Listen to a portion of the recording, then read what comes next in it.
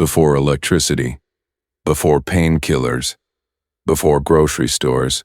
Most people today couldn't survive a single week in medieval life, not because of the dragons or the wars, but because of the crushing, relentless, unglamorous grind of just staying alive. This is the part history class never taught you.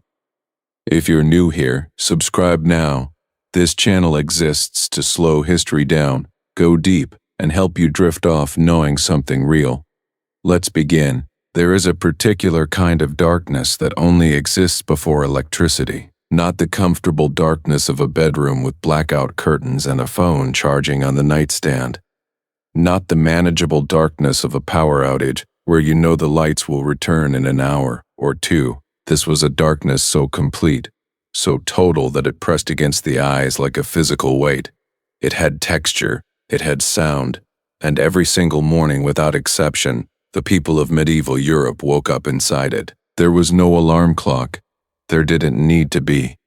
The body, after years and generations of living by the rhythm of the natural world, learned to wake before light almost instinctively. Farmers and peasants and village workers did not need a bell tower to drag them from sleep, though the bell towers rang anyway, calling not just to prayer, but to the beginning of the day's labor. The body simply knew. It felt the shift in temperature that came just before dawn, the almost imperceptible thinning of the dark, the distant noise of animals stirring in their pens, and it rose. Not with reluctance, exactly. That is an important thing to understand. We tend to project our own modern exhaustion onto the medieval peasant, imagining them groaning and pulling a rough wool blanket tighter, desperate for 5 more minutes. But the relationship between sleep and waking was different then. Sleep itself was different. Research into pre-industrial sleep patterns has suggested that people in earlier centuries may have slept in 2 distinct phases, a first sleep and a second sleep, with a quiet, half-awake period in the middle of the night that was used for prayer, reflection, light conversation, or simply lying still in the dark thinking. The medieval night was not 8 uninterrupted hours of unconsciousness. It was a different kind of rest entirely, and the waking that ended it was less of a violent interruption and more of a gradual practiced return. Still, it was early, it was cold, and the work was waiting. The first task of the morning was fire. This is a thing we have almost entirely lost. The understanding of fire not as a convenience or an aesthetic choice, but as the absolute center of survival. The hearth was not decorative, it was life. It provided warmth in the bone-deep cold of northern European winters. It cooked the food that kept the family alive. It provided light. It kept illness at bay, or at least kept the worst of the damp from settling into lungs that were already working too hard. And it needed to be fed and maintained the way we maintain far more complex systems today, with attention, with knowledge, and with a consistency that could not slip. If the fire had gone out overnight, and in the winter months it sometimes did despite all efforts, someone had to go to a neighbor's house to borrow an ember. This is where the phrase borrowing fire came from, a real, practical, daily possibility that reveals just how fragile the morning could be. You could not simply turn on a gas burner. You could not strike a match. Matches did not exist. What you had was flint, steel, and tinder, and the skill to coax a spark into something useful, which was a skill that took years to develop reliably. A cold hearth in January was not an inconvenience. It was an emergency. Once the fire was alive, once the warmth began its slow push into the corners of the single room most peasant families occupied, the day's rhythm began to unspool in ways that were utterly fixed, utterly predictable, and utterly without exception. The animals needed to be attended to before the people ate. This is a fact that strikes modern ears as almost backwards, but it made perfect sense within the logic of the medieval world. The ox that pulled the plow was more valuable to the family's survival than almost any individual human member of it. The cow that provided milk, the pig being fattened for winter, the chickens that laid eggs, These animals were not pets. They were not livestock in the detached commercial sense we use the word today. They were partners in survival, and they were treated with a seriousness that reflected that status. You fed them first because without them, you fed no one. The barn, or the byre as it was often called in England, was frequently attached directly to the farmhouse. This was not a failure of planning or a sign of poverty. Though poverty certainly played a role, it was a deliberate choice. The body heat of animals helped warm the home. The shared wall between the dwelling space and the animal space reduced the wind. In the coldest months, the presence of cows and pigs and oxen on the other side of a thin partition was not unpleasant. It was reassuring. It meant warmth. It meant the animals had survived the night. It meant the morning was still intact. After the animals came the fire's first real work, the preparation of the morning meal. And here is where the modern imagination tends to romanticize things slightly, picturing some hearty medieval breakfast of bread and cheese, and perhaps a cup of warm something. The priesthood reality was considerably more monotonous. What most peasant families ate in the morning, and often at midday, and frequently in the evening as well, was pottage. Just pottage. A thick, slow-cooked porridge made from whatever grain or legume was available: oats, barley, dried peas, occasionally rye with whatever vegetables could be added from the garden or the root cellar, and almost never with meat, which was far too valuable to consume casually. It was filling. It was caloric. It kept the body moving through the demands of the day, and it tasted, by any honest account, of almost nothing except the particular grain that formed its base, seasoned perhaps with salt if salt could be afforded, and wild herbs if the season allowed. The children were awake by now, and this is another place where the medieval morning diverges sharply from the modern one. There was no school run. There was no breakfast television. There was no negotiation about whether the youngest child could have 10 more minutes before getting dressed.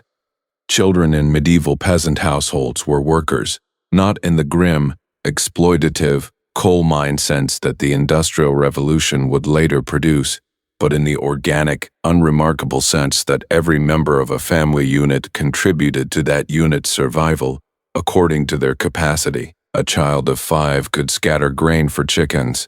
A child of 7 could tea water from the well. A child of 10 could do almost everything an adult could do, just more slowly and with less strength. They were not asked to do these things occasionally. They were expected to do them every day, as naturally and without discussion as adults were expected to do their own work. The well. Let us stay there for a moment, at the well, because the act of fetching water is one of those morning tasks that most completely illustrates the invisible labor that structured every single day, without exception. The well was not always close. In some villages it was in the center, a short walk away. In others it required a longer journey, down a path across a field, to a spring or a stream or a communal source that the entire village shared. And water was not turned on. It was carried. Every drop of water used to cook, to clean, to drink, to water the garden, to wash a wound, to damp down a fire that had grown too large. Every single drop of it arrived in a bucket, carried by human hands, from a source that was not always clean, not always reliable, and not always close. The weight of water is something we rarely think about. A liter of water weighs a kilogram. A large bucket holds perhaps 8 or 10 liters. Carrying 2 of those buckets, one in each hand across a muddy field in the dark hours of early morning, was not an exceptional physical feat. It was just the possible physical feat. It was just the morning. It was what Tuesday felt like and what Wednesday felt like and what every day, from the first thaw to the last frost, felt like, and through the winter too, when the path was icy and the water in the bucket was so cold it numbed the hands through the handle. And none of this was optional. That is perhaps the most important thing to understand about the medieval morning and about medieval life more broadly. The modern world has built for us an enormous architecture of choice. We choose when to wake. We choose what to eat. We choose whether today is a day for working hard or a day for resting. Even within our obligations, our jobs, our families, there exists a layer of negotiations, of possibility, of the occasional legitimate excuse. The medieval peasant had almost none of this. The land did not accept excuses. The ox did not understand that you were tired. The frost did not pause because you were sick. If it was planting season, you planted. If it was harvest season, you harvested. And harvest in particular was a period of such compressed, urgent, relentless labor that it makes the rest of the year look gentle by comparison. Everything depended on it. The entire calculation of whether your family would survive the winter, whether you would eat, whether you would have seed grain for the following spring, whether you would have enough to pay your dues to the Lord of Tea Manor, all of it balanced on the narrow weeks when the grain was ready and the weather was holding and every hand available, young and old, healthy and not quite healthy, able-bodied and aching, was required in the field from first light to last. There were feast days. Yes, the medieval church calendar was actually quite generous with them. Somewhere between 40 and 60 days per year, depending on the region and the century, were officially designated as holy days, when work was supposed to cease, saints' days. The great feasts of Christmas, Easter, Pentecost. Local celebrations tied to particular parishes or patron saints, whose names have mostly faded from memory now. On paper, this sounds like a significant amount of rest. In practice, the gap between what the church prescribed and what the land required was often impossible to bridge. Animals still needed feeding on feast days, fires still needed tending. And during planting or harvest, no one stopped for a saint whose feast happened to fall in the middle of the critical week. The grain did not care about the liturgical calendar. The lord of the manor certainly didn't, 'cause here is an aspect of the medieval morning that is easy to forget when we focus on the peasant's own household, and the peasant's own fire, and the peasant's own hungry children. A significant portion of the labor that structured those early hours was not for the peasant at all. It was owed. The system of feudalism, in its various forms across different parts of medieval Europe, required that peasants, serfs especially, but even many nominally free villagers, work the lord's land in addition to their own. This obligation, called week work in the English system, could demand 2, 3, or even more days per week of labor on the demesne, the lord's personal agricultural holdings. And that work happened on top of everything else, on top of the animals and the fire and the pottage and the fetching of water and the tending of your own strips of field and the repair of your own roof and every other task that life required. The morning, then, was not a neutral space. It was already claimed, already allocated, already spoken for by obligations that had been in place for generations and would remain in place for generations more, obligations that could not be renegotiated and could not be refused without consequences that ranged from fines to physical punishment to the loss of the land access that kept the family alive. What is remarkable, genuinely, quietly remarkable, is that within all of this, ordinary life continued. People talked at the well, children played in the mud between tasks. Somewhere in the village, early in the morning before the real work began, two people who had grown up together noticed each other differently for the first time. Someone told a joke, someone hummed a song. The morning, despite everything it demanded, despite its cold and its weight and its absolute refusal to be postponed or shortened or made easier, was also still just a morning. Birds sang in it. The light came eventually, as it always does, spreading across the fields in that particular way. That early morning light moves, slowly, horizontally, touching the tops of things first, the ridge of a thatched roof, the upper branches of the oak at the field's edge, the breath rising from the ox's nostrils in small clouds of white vapor. There is something in that image that is worth sitting with. The ox breathing in the early light, the field waiting. The fire in the house behind you doing its quiet, steady, ancient work. The day not yet fully formed, still holding in its early minutes the possibility of being ordinary, of being unremarkable, of being simply another day survived. The medieval peasant did not think of themselves as living through history. They were not aware that centuries later people would find their lives fascinating, or romantic, or instructive, or sad. They were just doing what the morning asked of them, the same thing it had asked of their parents and their grandparents, and every generation stretching back as far as anyone could remember or imagine. They were waking up, they were starting. Gee, the fire. They were feeding the animals. They were beginning again. There is a particular kind of hunger that modern people have almost entirely forgotten how to imagine, not the hunger of skipping lunch, or the mild discomfort of a late dinner, or even the sharp, unpleasant sensation of a day spent fasting. Those hungers have an end built into them. They exist within a framework of certainty, the knowledge, so deep it barely registers as knowledge at all. That food is available, that it is close, that the discomfort is temporary and the remedy is simple. The hunger that structured medieval life was a different creature entirely. It was not an interruption, it was a presence. It lived in the background of every decision, every calculation, every careful measurement of what was stored and what was eaten and what had to last until the season turned. It was the silent arithmetic that ran beneath everything. To understand food in the medieval world, you have to first dismantle the assumption that food is a product.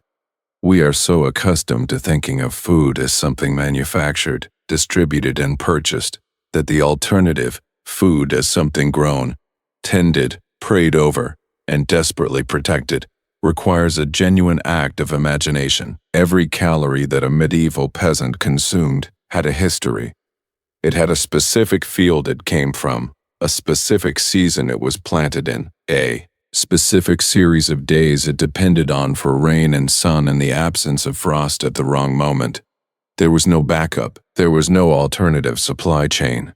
There was no warehouse in the next town, overstocked with the same grain in case the local crop failed. What the land produced in a given year was what the people had. Nothing more. The land around a typical medieval village was organized in a way that made efficient use of whatever ground was available. But efficiency in the medieval sense was a fragile thing. The common field system, which dominated much of northern Europe for centuries, divided the arable land into large open fields, often 3 of them in the classic rotation, with individual peasant families farming long, narrow strips distributed across those fields. The purpose of this arrangement was partly practical and partly about shared risk. If your strips were spread across multiple fields in different parts of the village's territory, a flood in one area or a blight in another didn't necessarily take everything you had. It was a system built on the assumption that catastrophe was possible. That assumption was correct. The 3-field rotation was the agricultural backbone of the medieval period. 1 field planted with a winter crop, wheat or rye, sown in autumn and harvested the following summer. 1 field planted with a spring crop, oats, barley, pea, or beans, sown after the winter thaw and harvested in late summer or early autumn. 1 field left fallow, resting, recovering whatever fertility the previous years of cultivation had drawn from it. Every year the fields rotated. Every year the calculation of what to plant, how much to keep for eating, and how much to hold back as seed grain for the following year was a matter of survival mathematics performed by people who couldn't write it down, and whose margin for error was vanishingly small. Seed grain is worth pausing on, because it represents one of the most psychologically demanding aspects of medieval food management. When the harvest came in, the first priority, before eating, before paying dues, before anything else, was setting aside enough grain to plant next year's crop. This grain was untouchable. It could not be eaten no matter how hungry the winter became. because eating it meant no crop next year, which meant a hunger far worse than the current one. Imagine sitting with your family in January, with the stores running low and the cold refusing to lift, knowing that there is grain in the storage chest that you cannot touch, knowing that the children asking for more have to be told no, not because the food doesn't exist, but because eating it now means all of you die later. That knowledge, that restraint, that daily discipline in the face of immediate need, that was the psychological texture of medieval food. Wheat was the most desirable grain, but for most peasants it was a crop grown partly or wholly for the Lord's table, and the market not for their own consumption. The peasant's bread, where bread existed at all, was more likely made from rye or from a mixed grain called maslin that combined wheat and rye in proportions that varied by region and circumstance. Rye bread was darker, denser, and more sour than wheat bread. It kept longer, which was useful. It was also in wet conditions susceptible to a fungal infection called ergot, a contamination so toxic that it caused convulsions, hallucinations, a burning sensation in the limbs, and in sufficient quantities death. Ergotism, sometimes called St. Anthony's fire, swept through peasant communities periodically throughout the medieval period, its victims writhing and convulsing, and sometimes dying from bread that had appeared, to all outward inspection, perfectly ordinary, but bread, ergoted or otherwise, was not always available. The centerpiece of the medieval peasant diet, the thing that appeared on the table more consistently than anything else, in more seasons, in more circumstances, through more years of plenty and scarcity alike, was pottage. The word deserves to be said slowly, the way it would have been said by someone who had eaten it every day for 30 hours and would eat it every day for the rest of their life. Pottage, a thick, cooked porridge made from whatever was available, eaten from a shared bowl or a trencher of stale bread, with a spoon carved from wood, or occasionally bone. It was not a recipe so much as a method. You took grain, oats, barley, dried peas, and you cooked it in water until it became thick and filling. You added whatever the garden or the hedgerow offered, leeks in autumn, wild garlic in spring, dried herbs, turnips, onions, whatever hadn't rotted in the root cellar and hadn't been reserved for the animals. The taste of pottage is something we can only approximate now. Modern recreations, made by food historians in well-equipped kitchens, with access to fresh ingredients and good quality grain, tend to produce something that tastes surprisingly decent, earthy, filling, genuinely nutritious in some versions, but the medieval peasant's pottage was not made in those conditions. The grain was old, often stored in conditions that were damp or prone to infestation. The vegetables were whatever had survived the winter. The water was from a source of uncertain cleanliness, and it was eaten not as a novelty or an experiment, but as the same thing it had been yesterday and would be tomorrow and had been for months, varying only in the proportions of ingredients as different things ran out or became available. There was no variety menu. There was no seasonal special. There was pottage, and then there was less pottage, and then in the worst years there was almost nothing at all. Meat was present in the medieval peasant diet, but so rarely and in such small quantities that it functioned more as a flavoring than as a food. A piece of salt pork added to the pottage pot, a bit of rendered fat, the occasional chicken that had stopped laying and had therefore crossed the invisible line from asset to meal. Fish was more common than meat in many regions, particularly after the Church formalized the requirement to abstain from meat on Fridays and during Lent, a prohibition that whatever its spiritual intentions, also had the practical effect of spreading fish consumption further into inland communities that might not otherwise have had regular access to it. Salted herring, dried cod, smoked eel, these were the fish of the medieval poor, preserved because fresh fish spoiled within hours and the nearest sea or river was often a long way away. The preservation of food was itself one of the central preoccupations of medieval life, and one that required a sophistication we rarely credit. Salt was the primary preservative, and it was expensive enough that access to it was not guaranteed for the poorest households. Smoking extended the life of meat and fish.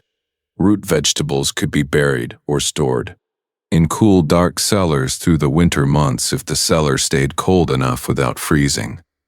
Apples and pears were dried or stored in straw. Beans and peas were dried on the vine and could last for months. Honey preserved fruit. Fermentation of grain into ale, of cabbage into something like sauerkraut, of dairy into cheese, was not just culinary tradition, it was food technology.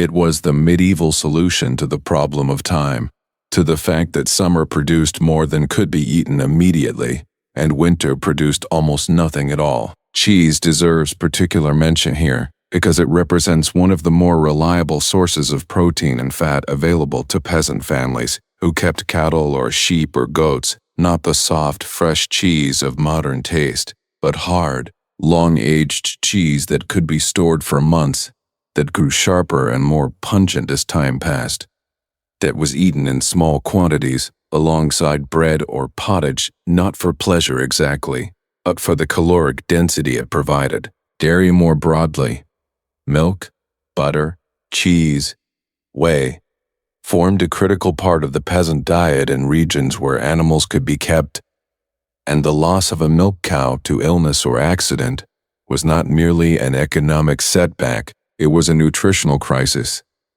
The calendar of eating followed the calendar of the year with a fidelity that modern life has entirely severed. Autumn was abundance, the harvest in, the animals fattened on the summer grass, the root vegetables dug and stored, the apples picked, the ale brewed from the new grain. This was the time of relative plenty and the slaughter season.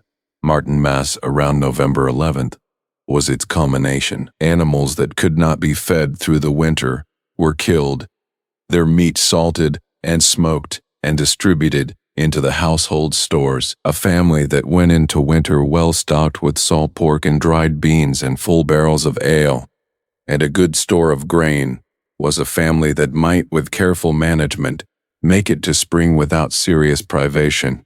But winter was long, and careful management was its own form of suffering, because careful management meant eating less than you wanted every single day, meant watching the stores and calculating the weeks remaining until the spring thaw, meant making decisions in February about whether you could afford to eat the same amount you had eaten in December.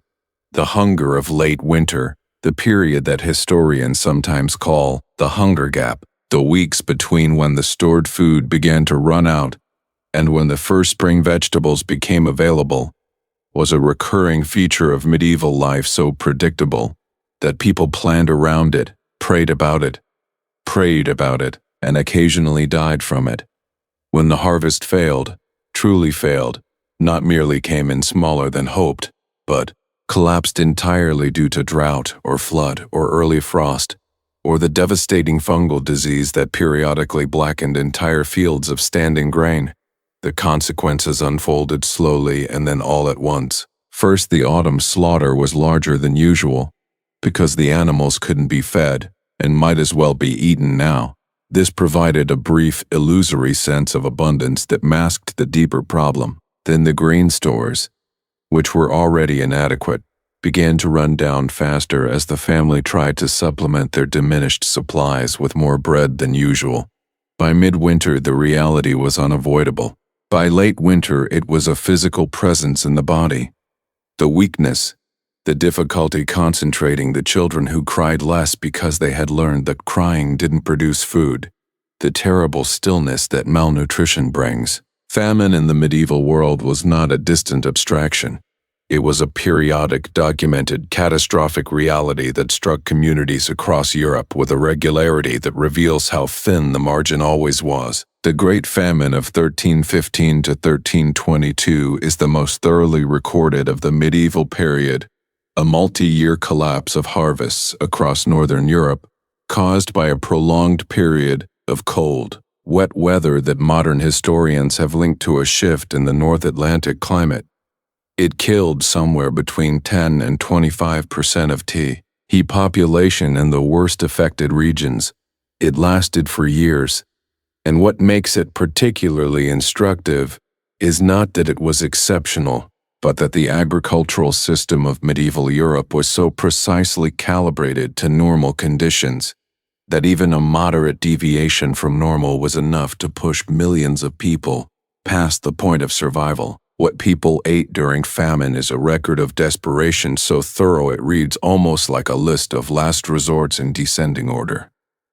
Bark from trees, stripped and boiled, grass, leaves, clay mixed with whatever grain dust remained, eaten not because it provided nourishment, but because the sensation of fullness, however false, was preferable to the sensation of nothing.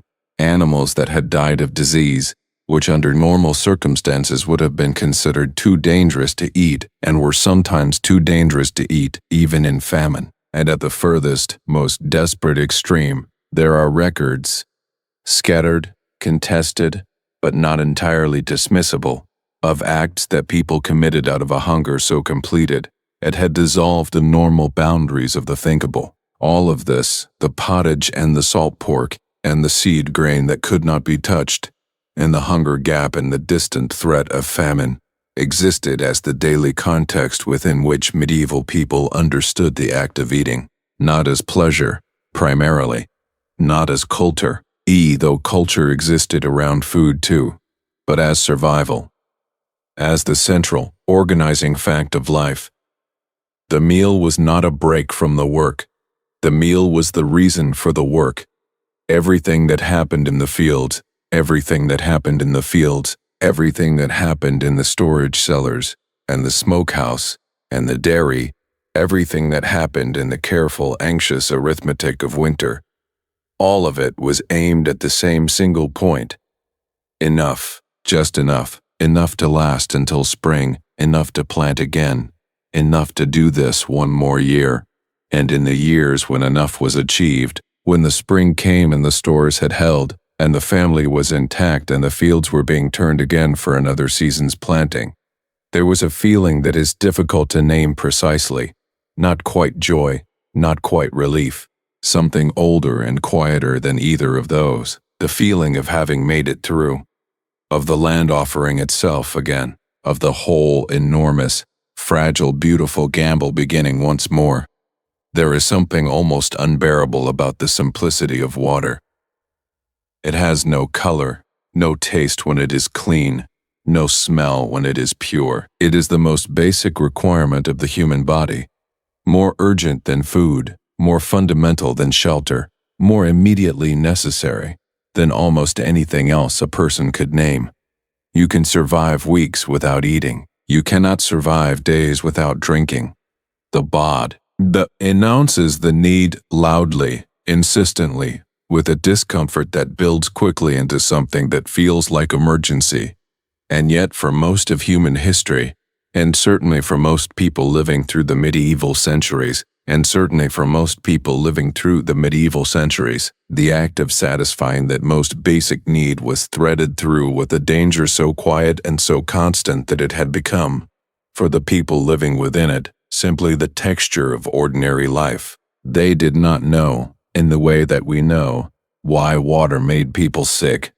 The germ theory of disease was centuries away. The invisible world of bacteria and protozoa and waterborne pathogens was entirely beyond the conceptual reach of even the most educated medieval scholar. What people knew was empirical, accumulated across generations through the slow, costly education of cause and effect.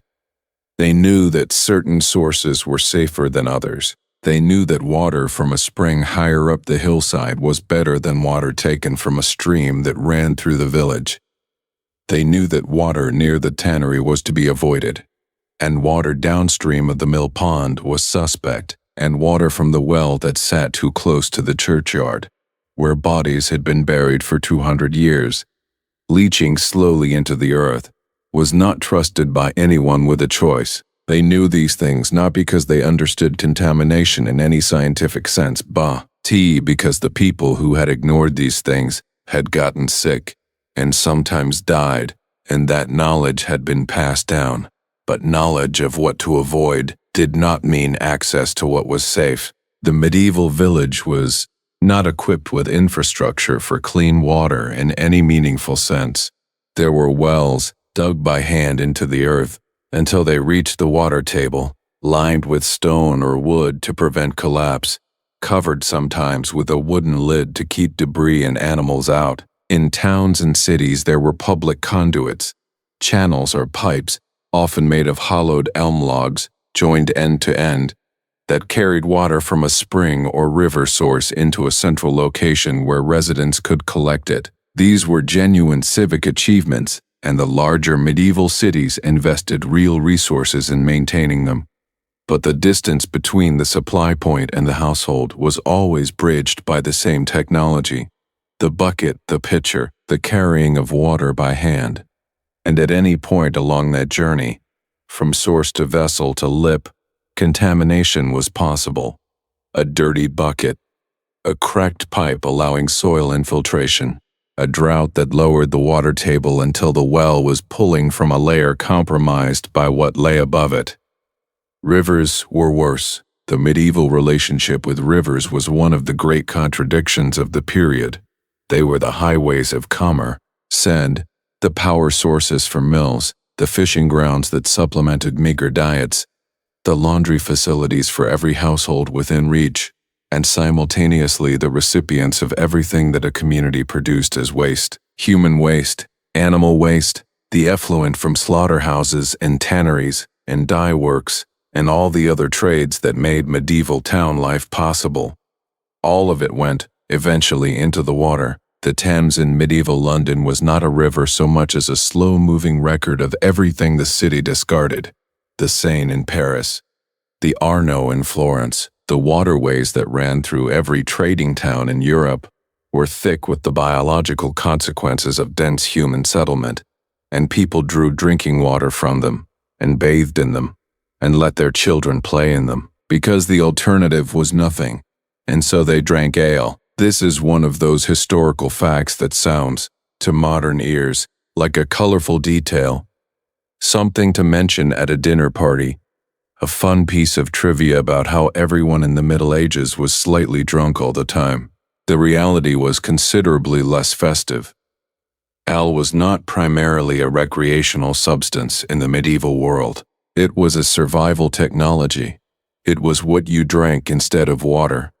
Because water in sufficient quantities consumed over sufficient time had a genuine chance of killing you.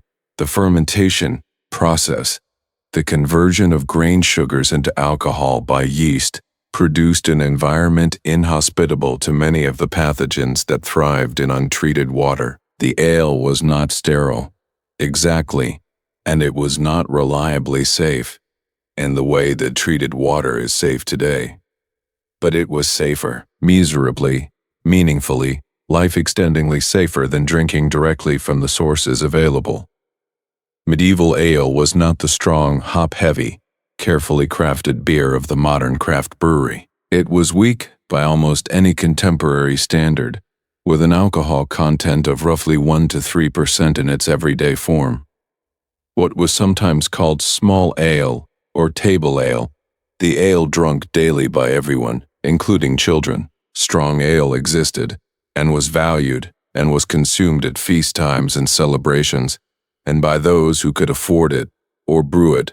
But the ale that formed the backbone of daily hydration was mild enough that its purpose was clearly not intoxication.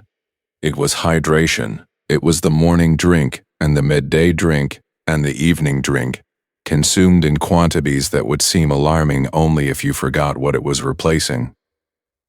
Children drank it. This is the detail that most consistently surprises modern people, and it is worth sitting with rather than rushing past.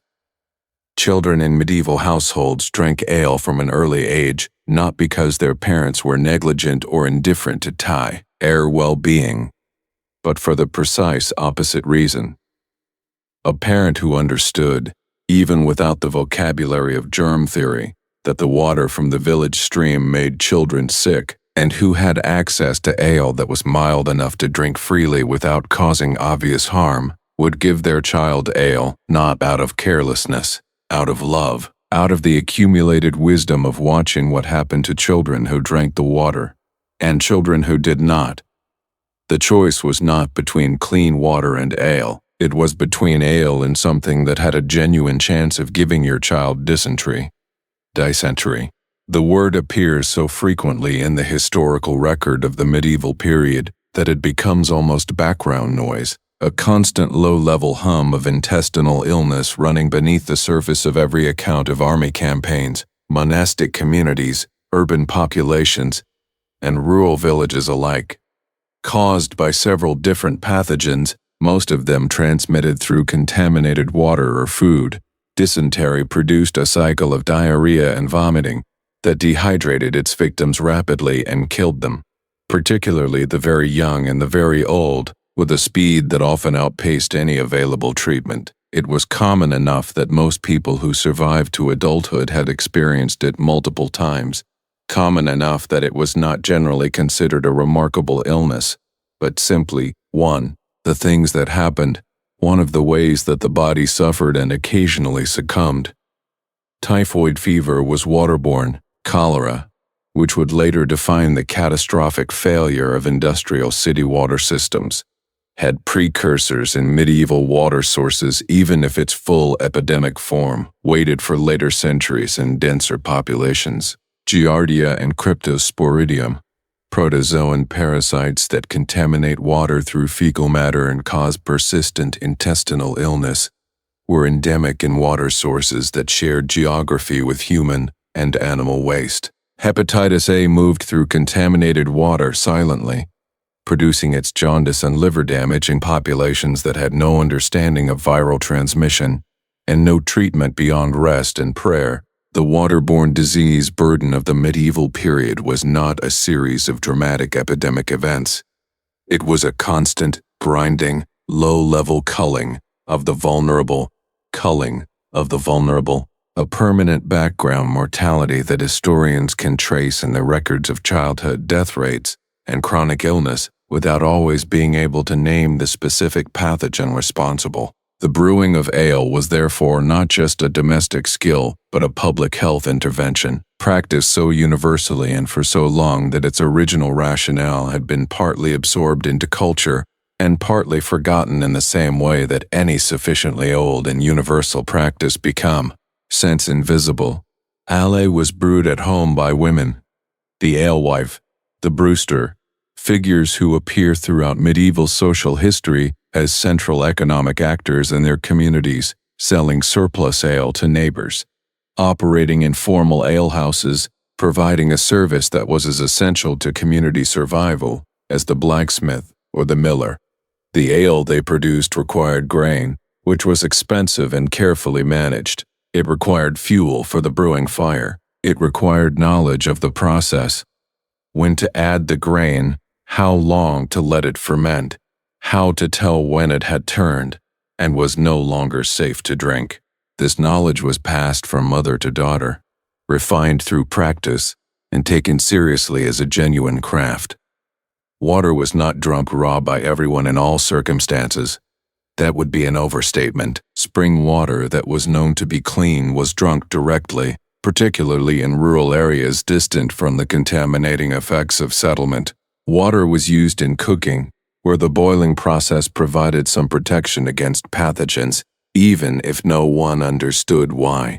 Monasteries, which had both the resources and the engineering knowledge to construct more sophisticated water systems, sometimes managed relatively clean water supplies through careful attention to their conduits and cisterns, and in times of genuine drought, when the ale supplies ran low and the choice narrow, add to whatever water could be found. People drank the water and accepted the consequences. Wine occupied the upper tier of the medieval beverage hierarchy, its safety from contamination a function of the same alcohol chemistry that made ale protective, but its cost, placing it firmly beyond the reach of ordinary peasant families, except in wine-producing regions where the local product was cheap enough to compete with ale. In southern Europe, in France, in Italy, in Spain, wine mixed with water was the common daily drink in a way that it never quite became in the ale-drinking north. The mixture was safer than straight water, the wine providing enough acidity and alcohol to reduce the pathogen load, the water stretching the wine far enough that a modest household supply could last through the day.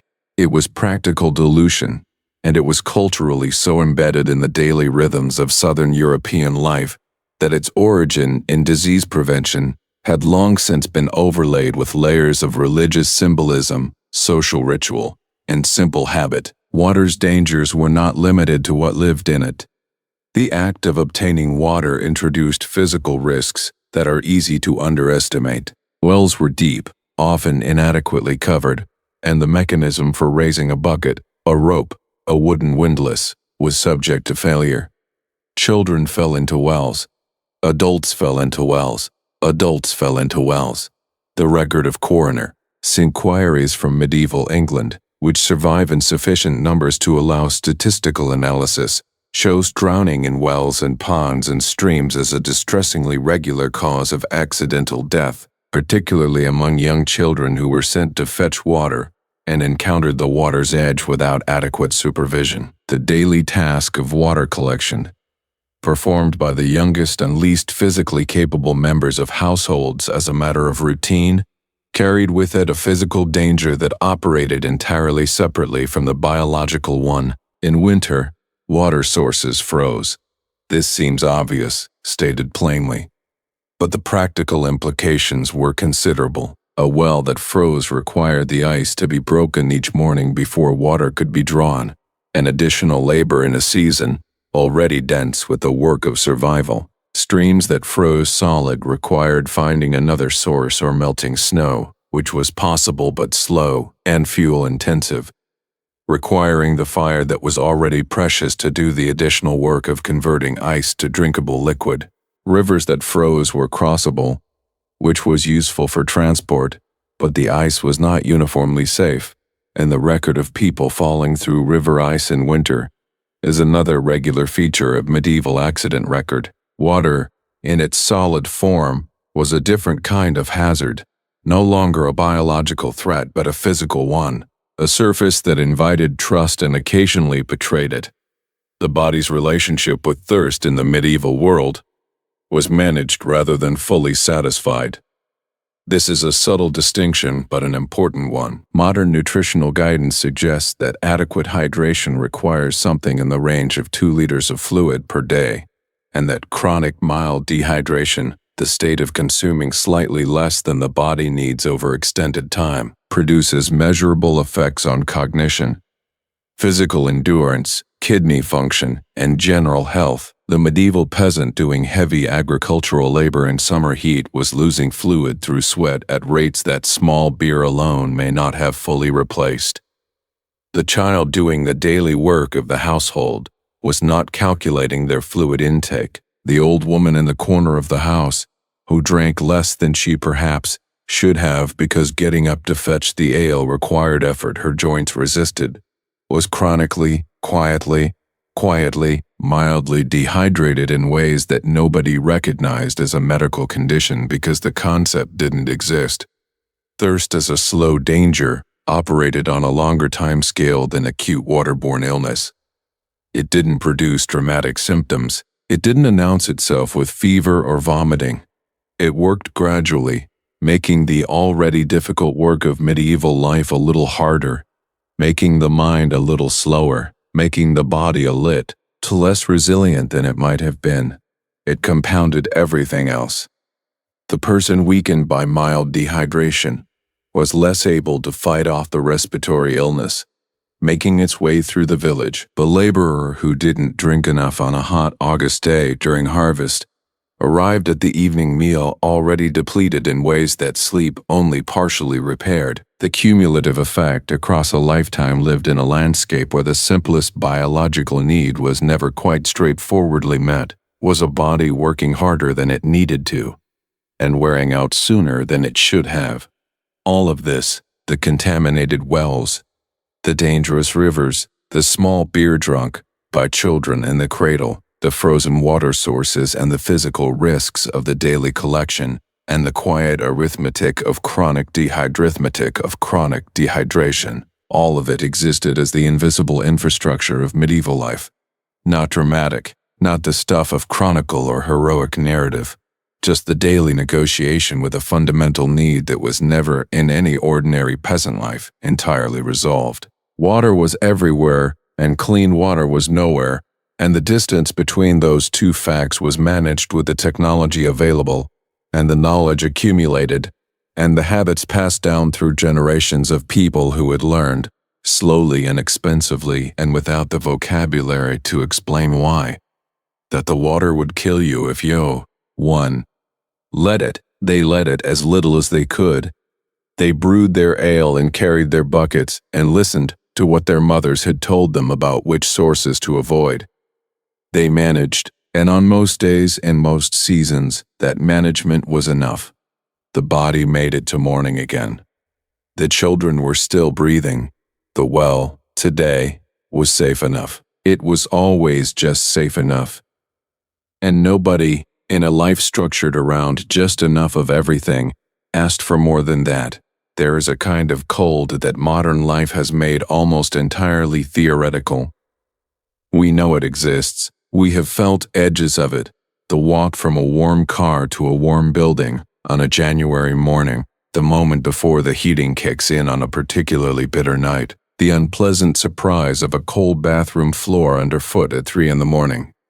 But these are encounters with cold, not immersion in it. They are moments that end. The heating does kick in. The building is warm. The body returns to its preferred temperature within minutes, and the cold recedes back into the category of minor inconvenience, a brief negotiation with the outside world before the inside world reasserts itself. For the medieval peasant, there was no inside world in that sense. There was no reassertion of warmth. There was only the cold which came in October and did not fully release its hold until April, and the fire, which was the single, fragile, precious counter-argument to everything the winter said. To understand cold in the medieval context, you have to understand the medieval house, not the house as a romantic image, the thatched roof, the timber frame, the climbing roses around the doorway that appear in illustrations of rural life, but the house as a thermal environment, as a collection of materials assembled in ways that were dictated by what was available and what could be built by hands that were not trained architects, using techniques passed down through generations of practical necessity rather than engineering calculation. The walls of a typical peasant dwelling were made from whatever the local landscape offered. In areas with good stone, in areas without, wattle and daub, a framework of woven branches plastered with a mixture of clay, straw, animal dung, and water that dried hard and provided a surface that was better than nothing but not, by any meaningful standard, a barrier against the cold. It cracked as it dried, it cracked again when it froze, and thawed and froze again through the cycling temperatures of early winter. Every crack was a conversation between the outside air and the inside air, and the outside air had more persistence. The roof was thatch in most of rural England and much of northern Europe, layers of straw or reed, bundled and laid in overlapping courses thick, enough to shed rain, which they did reasonably well, and thick enough to provide a degree of insulation against the cold, which they did less well than you might imagine. Thatch works as insulation partly through trapped air, and a well-maintained thatch roof in good condition does hold some warmth. But thatch required maintenance, constant maintenance, the kind of annual attention that a family already stretched by every other demand of survival sometimes could not provide, a roof that had been patched and repatched until the patches themselves were failing, with gaps where the wind could probe and moisture could penetrate, was not a thermal asset. It was a slow leak. It let the warmth rise and escape in the way that warmth always does, upward toward the sky, into the dark above gone. The floor was earth, packed dirt, sometimes with straw or rushes laid over it, sometimes with nothing at all. Stone floors existed in wealthier dwellings and in religious buildings, but for the ordinary peasant family, the floor was the ground itself, separated from the outside world only by the thin barrier of the walls. Earth floors held cold the way earth holds cold in winter, deeply, stubbornly, releasing it steadily upward into the living space, no matter what happened above. You could have a fire going for hours, and the floor beneath your feet would still be cold enough to matter. Cold, enough that small children sitting or lying on it absorbed that cold into their bodies in ways that contributed to the respiratory illnesses and fevers that killed medieval children at rates that are almost impossible to comprehend from within.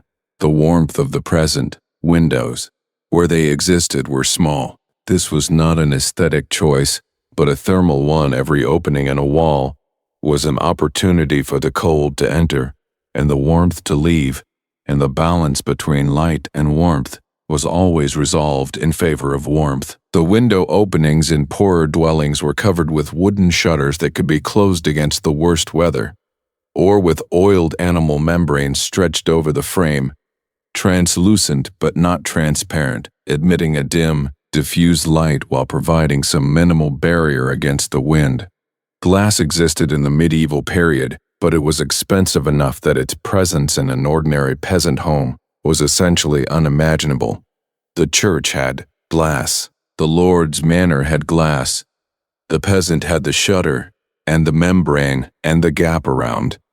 The shutter where the wind found its way in regardless, and so into this space, the earthen floor, the cracking walls, the drafty shutter, the roof that tried its best and often failed, came the winter, not as a season in the modern sense, a 3-month interval between autumn and spring that is managed with thermostat settings and warmer clothing and the occasional complaint about the commute, as a physical force that occupied the commute, as a physical force that occupied the house, that pressed through every crack and gap and imperfection in the structure, not malevolently, but with the simple, impersonal persistence of physics, of warm air being displaced by cold, of the temperature differential between inside and outside trying always to equalize. You could feel it as a movement of air at ankle height, a chill that crept across the floor before rising. You could feel it as the specific cold that came off the walls when you sat near them,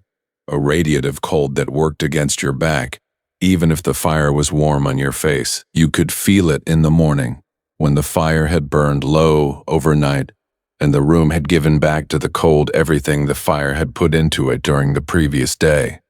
The hearth was the center of everything. In the simplest medieval dwellings, it was literally central, a fire pit in the middle of the single room, open without a chimney, the smoke rising to escape through a hole in the roof, or simply through the thatch itself, which became blackened and dense with soot over the years, but which also, as a consequence of this, became somewhat more resistant to insects and rot.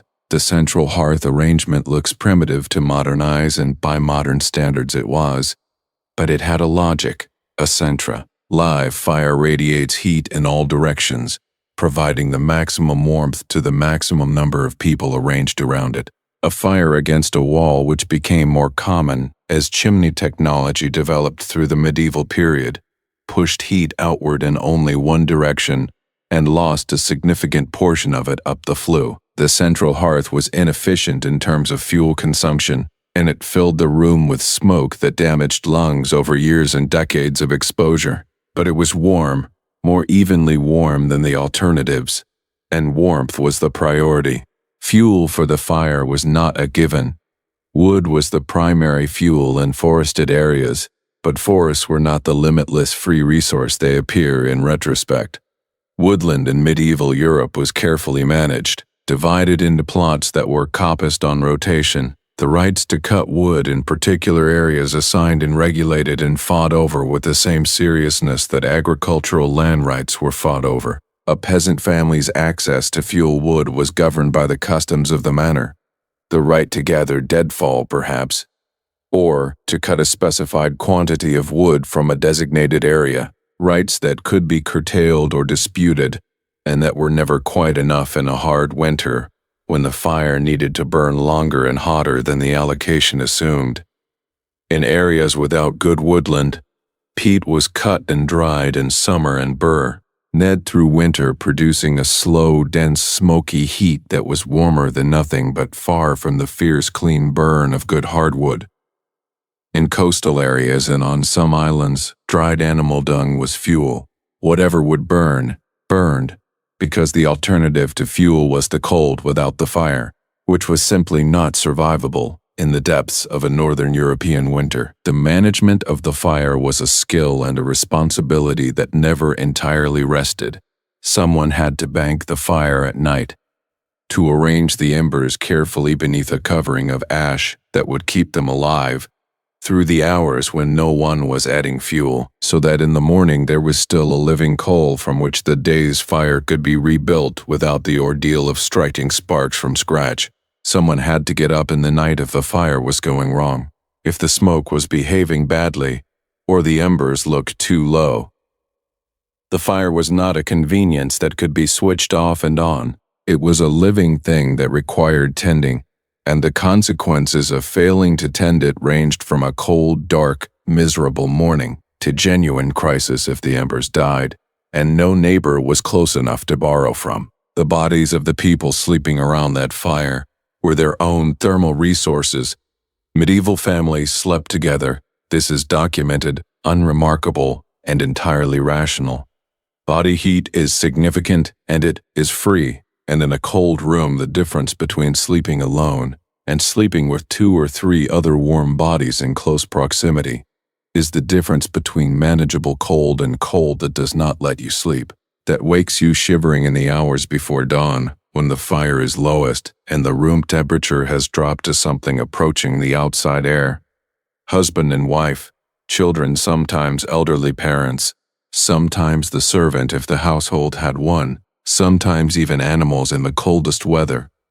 The sleeping space was shared because sharing it was survival, because the warmth that a body generates through the night was a resource too valuable to waste on empty space. Clothing performed the same function during the day that the shared sleeping arrangement performed at night: the retention of whatever heat the body generated, the reduction of loss to the cold air surrounding it. Medieval clothing for peasants was predominantly wool, and wool is a genuinely remarkable material in this context.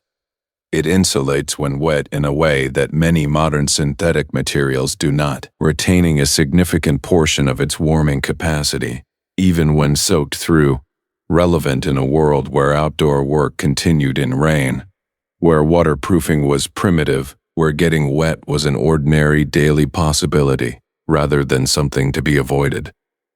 Wool next to the skin was the inner layer, the linen shirt a luxury more common in the slightly better-off households, the outer garments as thick and layered as the family's resources allowed. Shoes and stockings were the boundary between the body and the cold earth, and their quality mattered in ways that tracked directly with health outcomes.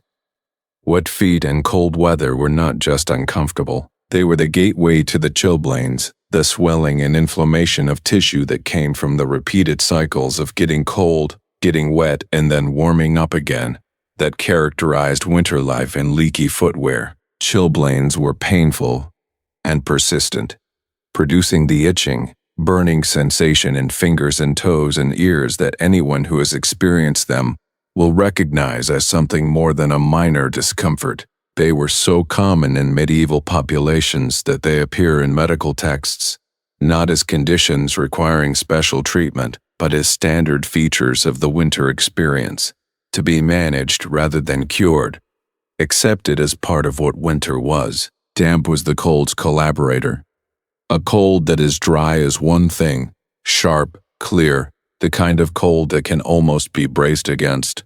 The cold of northern European winters was rarely dry. It came with moisture, with the fog that settled into valleys for days at a time, with the rain that preceded the frost and the thaw that followed it, with the condensation that formed on cold surfaces, wherever warm, damp air met them, on the walls, on the wooden furniture, on the stored grain that had to be watched carefully. Because damp grain rotted and rotting grain was the food supply dissolving. Damp compounded the cold because wet air draws heat from the body more efficiently than dry air. Because wet clothing loses its insulating properties. Because the walls of a house that had been wet for weeks held their chill in a way that dry walls did not. Damp was insidious in the way that quiet dangers are insidious. It didn't announce itself, it simply made everything worse, steadily, persistently, in ways that were hard to point to individually but that added up across the months to a body that was always fighting a little harder than it should have had to just to stay warm enough to function. Respiratory illness tracked the cold season with the fidelity of a shadow. The congestion, the cough, the fever that came and went, and sometimes came back worse. These were so reliably associated with winter that medieval people understood the connection empirically even without the virology that would later explain it. Viruses responsible for respiratory infection survived better in sea, old, dry air. People spending more time in closer proximity indoors transmitted them more efficiently. The body's immune response to cold air in the respiratory tract was reduced. All of these factors, none of them understood in their mechanism, all of them felt in their consequence, made winter the killing season for the lungs. The elderly and the very young were most vulnerable. The elderly whose respiratory reserve had been reduced by decades of smoke-filled indoor air, whose immune systems had begun the slow withdrawal that comes with age, the very young whose immune systems were still developing, and whose small bodies lost heat so much faster than adult bodies that the threshold between cold and dangerous cold was much lower and much closer. What is difficult to convey, and what matters most for understanding this aspect of medieval life, is the duration. We are accustomed to thinking of winter as a season, a defined period with a beginning and an end, bounded by the calendar and the promise of spring. For the medieval peasant in Northern Europe, winter was not a season in that psychological sense. It was a condition that the world entered sometime in October and did not fully leave until April, and within those 6 months there were stretches, the weeks of hard frost in January, the February that refused to soften, that felt not like a season, but like a permanent state, like the cold had always been there, and the warmth was a memory that might or might not prove reliable. 6 months of waking cold. 6 months of working in cold fields, of caring for cold animals in cold barns, of returning to a house that was warmer than outside but never truly warm, of feeling the chill that lived in the floor, and the walls, and the air at the edge of the fire's reach. 6 months of the body spending a portion of its daily energy budget just on staying warm enough. Energy that could not then be spent on work, or growth, or healing, or the 1,000 other things a body needed to do. 6 months of the cold as a presence, as a companion, as the thing that was always there when you woke, and still there when you finally slept.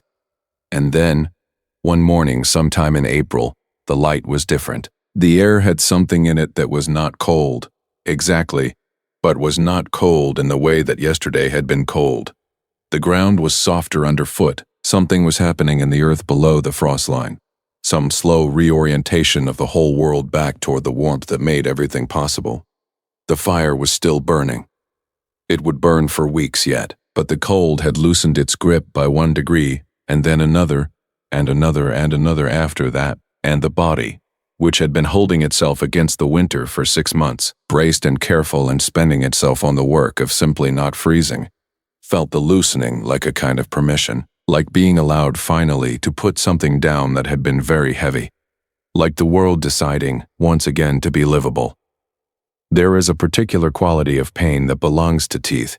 Anyone who has experienced a serious toothache, not the mild sensitivity of a filling, that needs replacing, not the brief soreness after a cleaning, but a real toothache, the kind that comes from an exposed nerve or a spreading infection, the kind that arrives at 2 in the morning and simply does not stop, knows that it occupies a category of suffering that is difficult to compare to other kinds of pain. It is relentless in a way that other pain is not. It does not respond to position or movement. You cannot walk it off or sit it out or find the angle at which it diminishes. It simply exists at the center of the face, radiating outward into the jaw and the ear and the temple, a fixed point of suffering around which the rest of conscious experience is forced to reorganize itself. Everything else, thought, appetite, sleep, the ability to be present in your own life, recedes before it. The tooth is all there is. Now hold that experience in mind. Hold the specific quality of it, the relentlessness, the way it colonizes attention and refuses to release it, and then remove every means of ending it. Remove the dentist's office with its instruments and its anesthesia and its competent hands that can reach into the source of the pain and address it directly. Remove the pharmacy and its analgesics, the ibuprofen and the codeine and the clove oil that at least dulls the edge of the worst hours.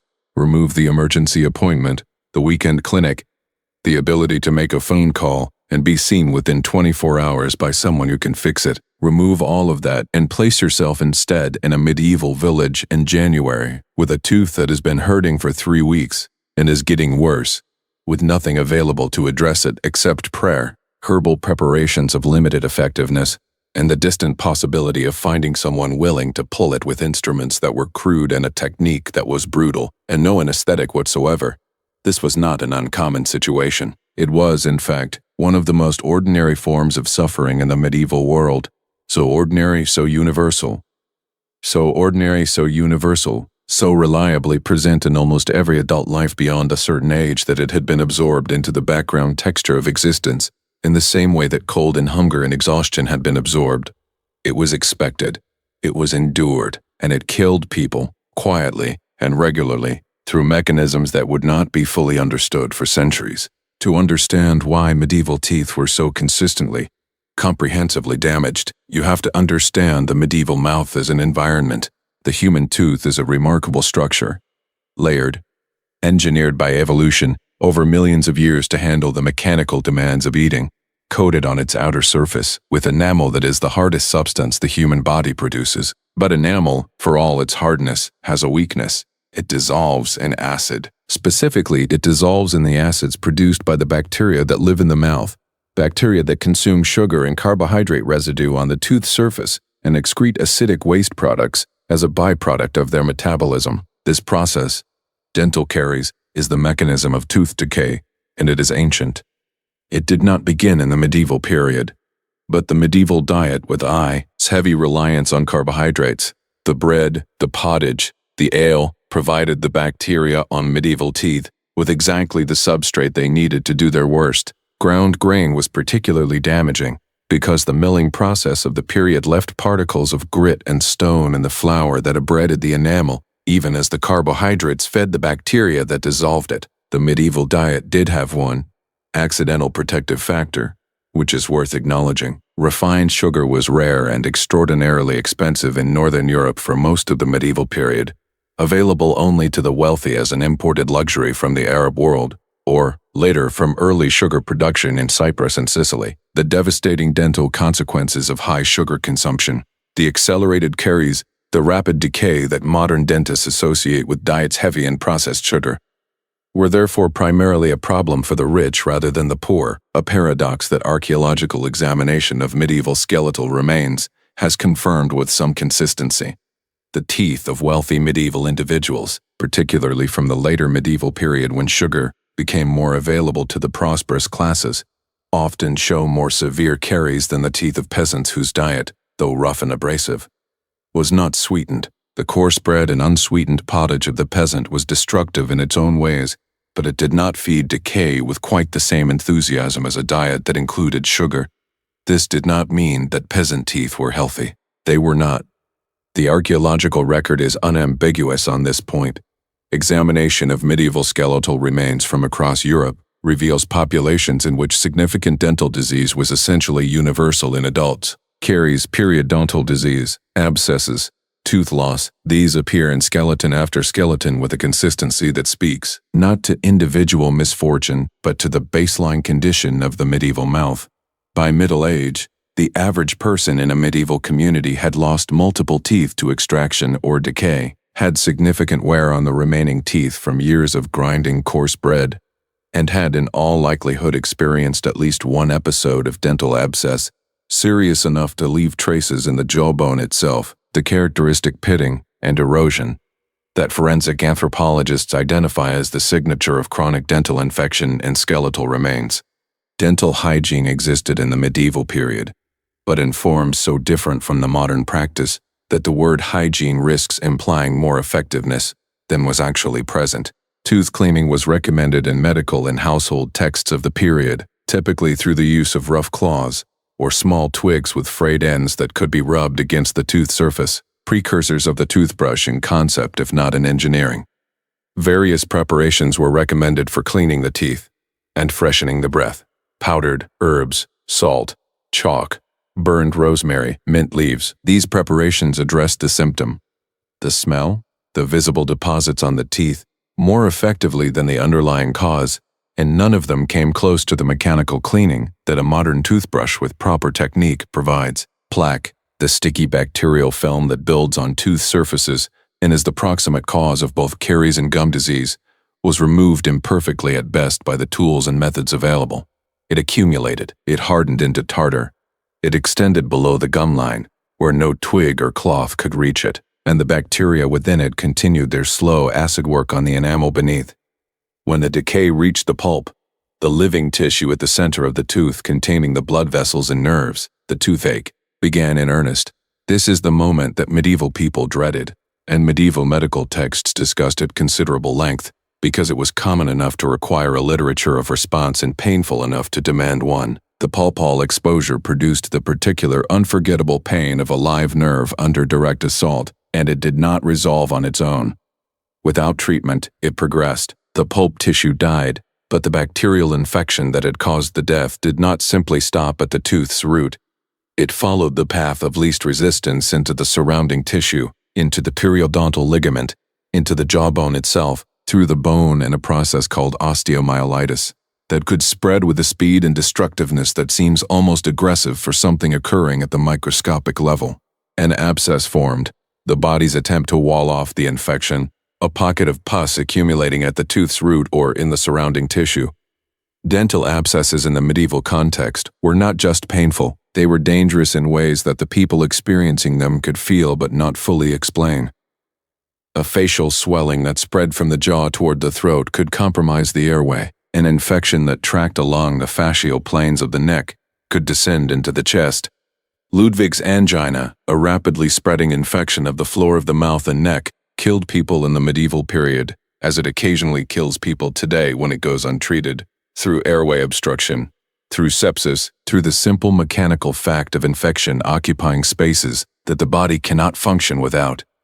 And without antibiotics, without the ability to surgically drain an abscess under controlled conditions with appropriate instruments and adequate pain management, the progression from toothache to life-threatening infection was a path that had no reliable sad ramp. The people of the medieval period understood that teeth could kill, even without knowing the mechanism. Medical texts of the period describe dental pain and dental infection with a thoroughness that reflects clinical experience with the full spectrum of outcomes, including the fatal ones. The connection between a bad tooth and a swelling throat, between a swelling throat and a high fever, between a high fever and death. This chain was observed and recorded and feared, even if germ theory was centuries away, and the understanding of why it happened was entirely wrong by modern standards. Miasma, humoral imbalance, divine punishment.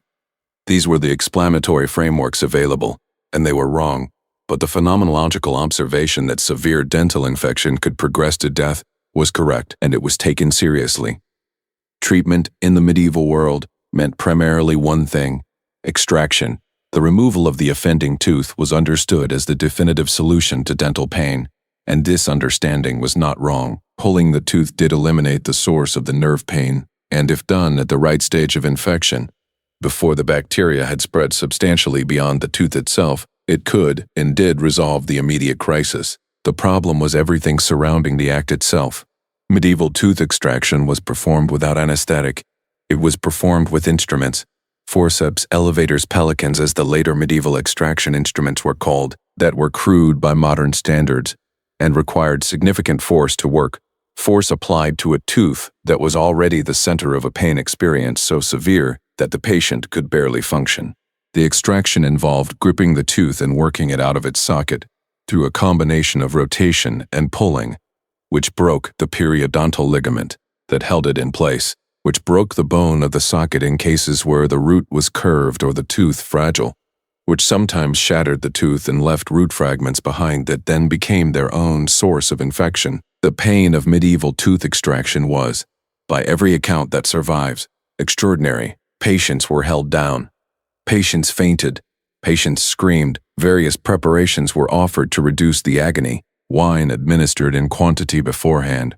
Herbal concoctions containing plants with some analgesic or sedative properties. Preparations of henbane or mandrake that appear repeatedly in medieval medical texts as agents for producing something in the direction of unconsciousness, or at least altered perception. These preparations worked imperfectly, variably, and sometimes not at all.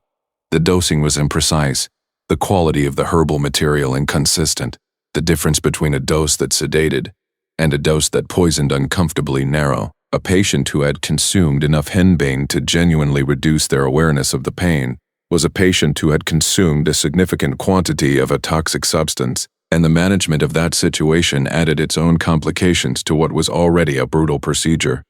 Who performed the extraction was itself a question with an unsatisfying answer.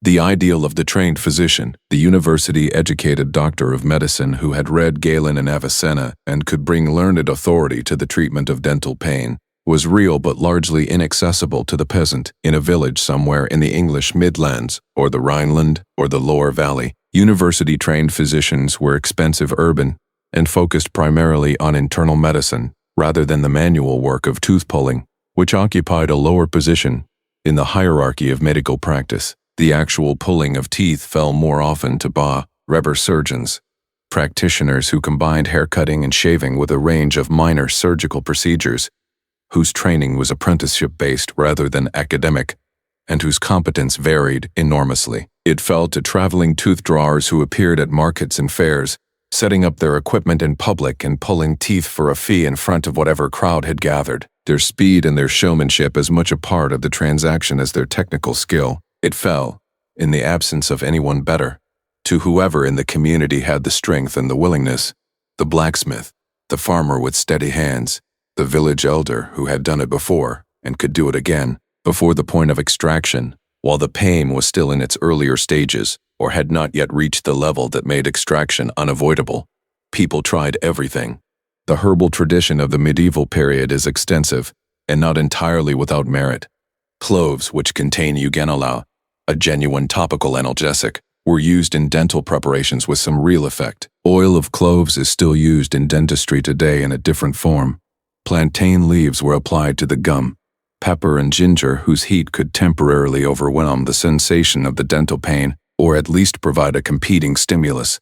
Hollow teeth were packed with various substances, beeswax, wool soaked in herbal preparations, small pieces of garlic, in an attempt to seal the exposed pulp from the air and bacteria that intensified the pain. These remedies provided, at best, temporary relief. They did not address the infection. They did not stop the decay.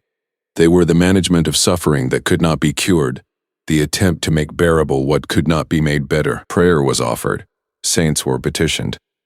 Saint Apollonia, the patron saint of dentists and toothache sufferers, whose martyrdom, according to tradition, involved having her teeth knocked out, received the specific, urgent, deeply personal prayers of people whose toothaches had been going on for months, and for whom the pain had become the ordinizing fact of daily life. The efficacy of these prayers cannot be measured against modern outcomes data, but the depth of feeling behind them, the genuine, exhausted, desperate appeal to something beyond the human capacity to help, is entirely legible across the centuries.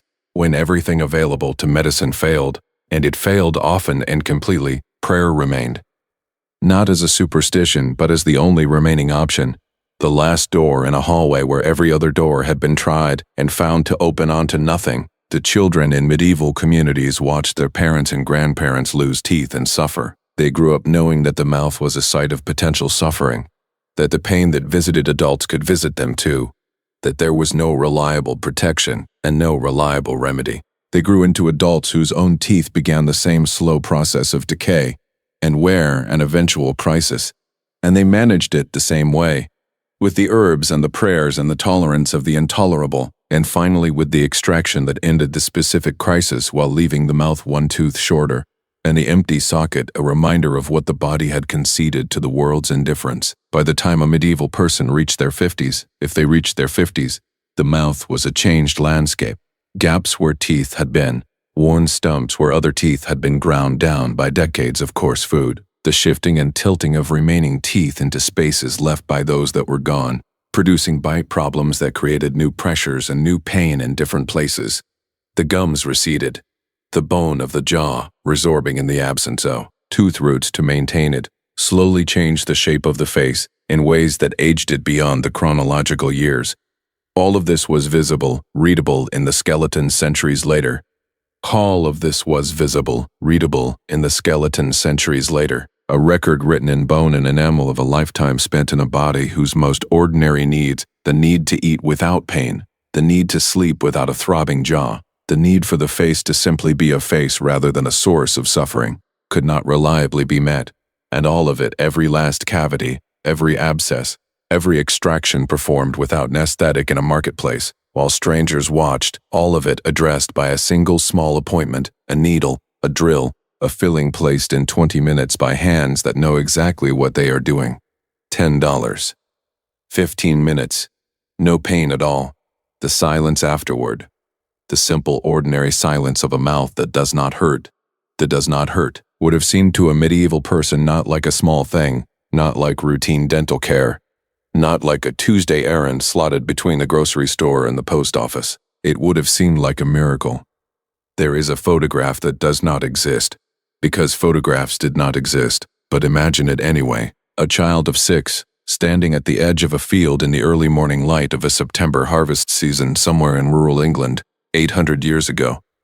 The child is small, smaller than a modern 6-year-old would be, because a medieval childhood was also a childhood of inadequate nutrition, of bodies growing more slowly than they might have on better food, of height and weight falling short of biological potential in ways that would be considered a public health crisis today, and were simply considered normal then. The child is dressed in a rough wool tunic, cut down from an adult garment that had worn past usefulness in its original size. The shoes, if there are shoes, are too large or too small, because shoes that fit precisely were a luxury that the family's resources did not allow for. In the child's hands there is a stick, and the child's job this morning, the actual assigned task, the contribution expected from this 6-year-old body toward the family's survival, is to walk along the edge of the harvested field making noise, to keep the birds from landing on the cut grain before it can be gathered and stored. Bird scaring. It sounds almost gentle, almost like a game. A child with a stick in a field, waving at birds. But consider what it actually means. The child is outside in September weather, which in Northern Europe is already turning cold, for hours. The child cannot leave until released. The child is not playing. The child is working. The child is working, performing a task whose failure has real consequences, because grain lost to birds in the critical days after harvest is grain that does not make it into the winter stores, and grain that does not make it into the winter stores is a reduction in the margin between adequacy and hunger that the family cannot afford. The stakes are real. The child knows they are real. The child knows they are real, not in the abstract way that children know things, adults tell them, but in the embodied daily way that comes from living inside a system where every contribution matters, and everyone, including the smallest person, is expected to make theirs. This is where modern thinking about medieval childhood most often goes wrong. The temptation is to read the early assignment of work to children as evidence of cruelty, of parents who did not care, of a society that did not value children, of an indifference to childhood innocence that represents a moral failure by our standards. But this reading misunderstands the nature of the world those children inhabited. The work was not assigned to them, because their parents did not love them. In most cases it was assigned to them precisely because their parents did love them, because the parents understood with complete clarity that the family's survival required every available contribution, and that a child who did not learn to contribute early was a child who was not being prepared for the world they would actually inhabit. Love in the medieval context did not express itself primarily through protection from labor. It expressed itself through inclusion in the community of work, through the patient teaching of skills that would keep the child alive when the parents were no longer there to provide. The question of when childhood ended in the medieval world is one that historians have debated at length, and the answer depends partly on what you mean by childhood. If you mean the period of pure dependence, when a child contributes nothing and receives everything, that period was very short, measured in years rather than the decade or more that modern childhood typically encompasses. By 5 or 6, contribution was expected. By 10 or 12, the contribution was substantial. By 14 or 15, in many communities and many circumstances, the child was functionally an adult, working adult hours, taking on adult responsibilities, in some cases already apprenticed to a trade or contracted into service in another household. The boundary between childhood and adulthood was not marked by a birthday or a ceremony in most cases, but by capacity, by the point at which the body could do adult work and the family's needs required that it did. This does not mean that children did not play. They did. The archaeological and documentary evidence for medieval childhood includes abundant evidence of play. Toys found in excavations of medieval sites, carved wooden figures and small boats and spinning tops and knuckle bones, and crude dolls made from scraps of cloth and leather. Children's games are tarred, described in medieval manuscripts, depicted in the margins of illustrated texts, referenced in the background of paintings in a way that reveals them as the ordinary background noise of any community where children were present. Hoop and stick, blind man's buff, tug of war, snowball fights in winter, impromptu races and wrestling in the spaces between buildings. The play of medieval children was not so different in its basic forms from the play of children at any time or in any place, because the impulse to play is deeper than culture, older than civilization, rooted in the biology of development in a way that no amount of poverty or labor demand could entirely extinguish. But play happened in the spaces that work left, not the other way around. The modern structure of childhood, in which education and play and protected leisure are the primary occupation and work is absent, or minimal, is an historically extraordinary arrangement, a product of industrialization and its discontents, of the labor reform movements of the 19th century, of compulsory education legislation, of the gradual consensus across the developed world that childhood was a developmental stage, requiring specific protection. None of this existed in the medieval period. The children who played were also the children who worked, and the work came first. The earliest contributions were simple and were designed to match the capacity of very small bodies. A child of 3 or 4 could be given charge of a younger sibling, not in the full sense of a caregiver responsible for all decisions, but in the sense of a companion and watcher, someone whose presence alongside the infant or toddler freed an adult pair of hands for other tasks. This was not considered unusual or demanding. In a world where every adult was needed for the work that kept the household functioning, the logical solution to the problem of who watches the baby was the older child who was not yet capable of more demanding work. The 3-year-old watching the 1-year-old while the mother worked the field or tended the fire was not a failure of childcare, it was the childcare system. By 5 or 6, the tasks became more specific and more consequential. Fetching water, which we have already seen was a daily labor of significant physical demand. Feeding the chickens and collecting the eggs, which required both the physical act and the knowledge of where hens hid their nests, which changed regularly and required the kind of patient observation that children, given consistent responsibility for the task, quickly developed. Gathering fuel, sticks, dried dung, whatever would burn, from the common land at the edge of the village, herding geese along the road or in the stubble field after harvest, because geese required movement and supervision, and a child could provide both. Weeding the kitchen garden, which required the ability to distinguish the useful plants from the unwanted ones, a botanical knowledge that was acquired young and retained for life. These tasks were not trivial. They were not make work designed to keep small hands busy, while adults did the real labor nearby. They were genuine contributions to the household economy, and their absence was felt when children were sick or when they were simply not yet old enough to be assigned them. A family with no children between 5 and 12 was a family that had to absorb into adult schedules all the small, continuous, low-skill tasks that children of that age would otherwise handle, and those tasks individually minor, were collectively significant, a layer of daily labor that freed the adults for the heavier work that required adult strength. The formal structure of childhood contribution was most organized in the context of agriculture. The seasonal demands created a rhythm that children entered as participants from very early ages. Planting season required everyone. Children walked behind the plowman, dropping seeds into the turned earth at regular intervals, a task that required patience and a steady pace rather than strength. Bird scaring season ran through the growing months whenever crops were vulnerable. Harvest season was the most intensive, the moment when the entire community converged on the fields in a shared labor of maximum urgency, and children were part of that convergence, gleaning, gathering the grain left behind by the adult harvesters, working the edges of the field for the stalks that the adults had missed or dropped, filling their aprons and baskets with the modest supplement that gleaning provided to the household stores. Gleaning was a right, legally and customarily protected in most medieval communities, the right of the poor, and widows and orphans particularly, to enter the harvested field after the main harvest was complete and collect what remained. Children gleaned.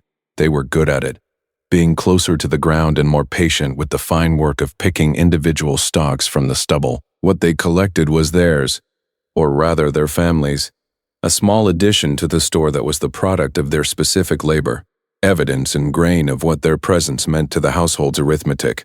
Beyond agricultural work, the guild and craft economies of medieval towns absorbed children at ages that seemed startling now. Apprenticeship, the formal system of training in a skilled trade that defined the transmission of craft knowledge in the medieval period, typically began around the age of 12 or 13.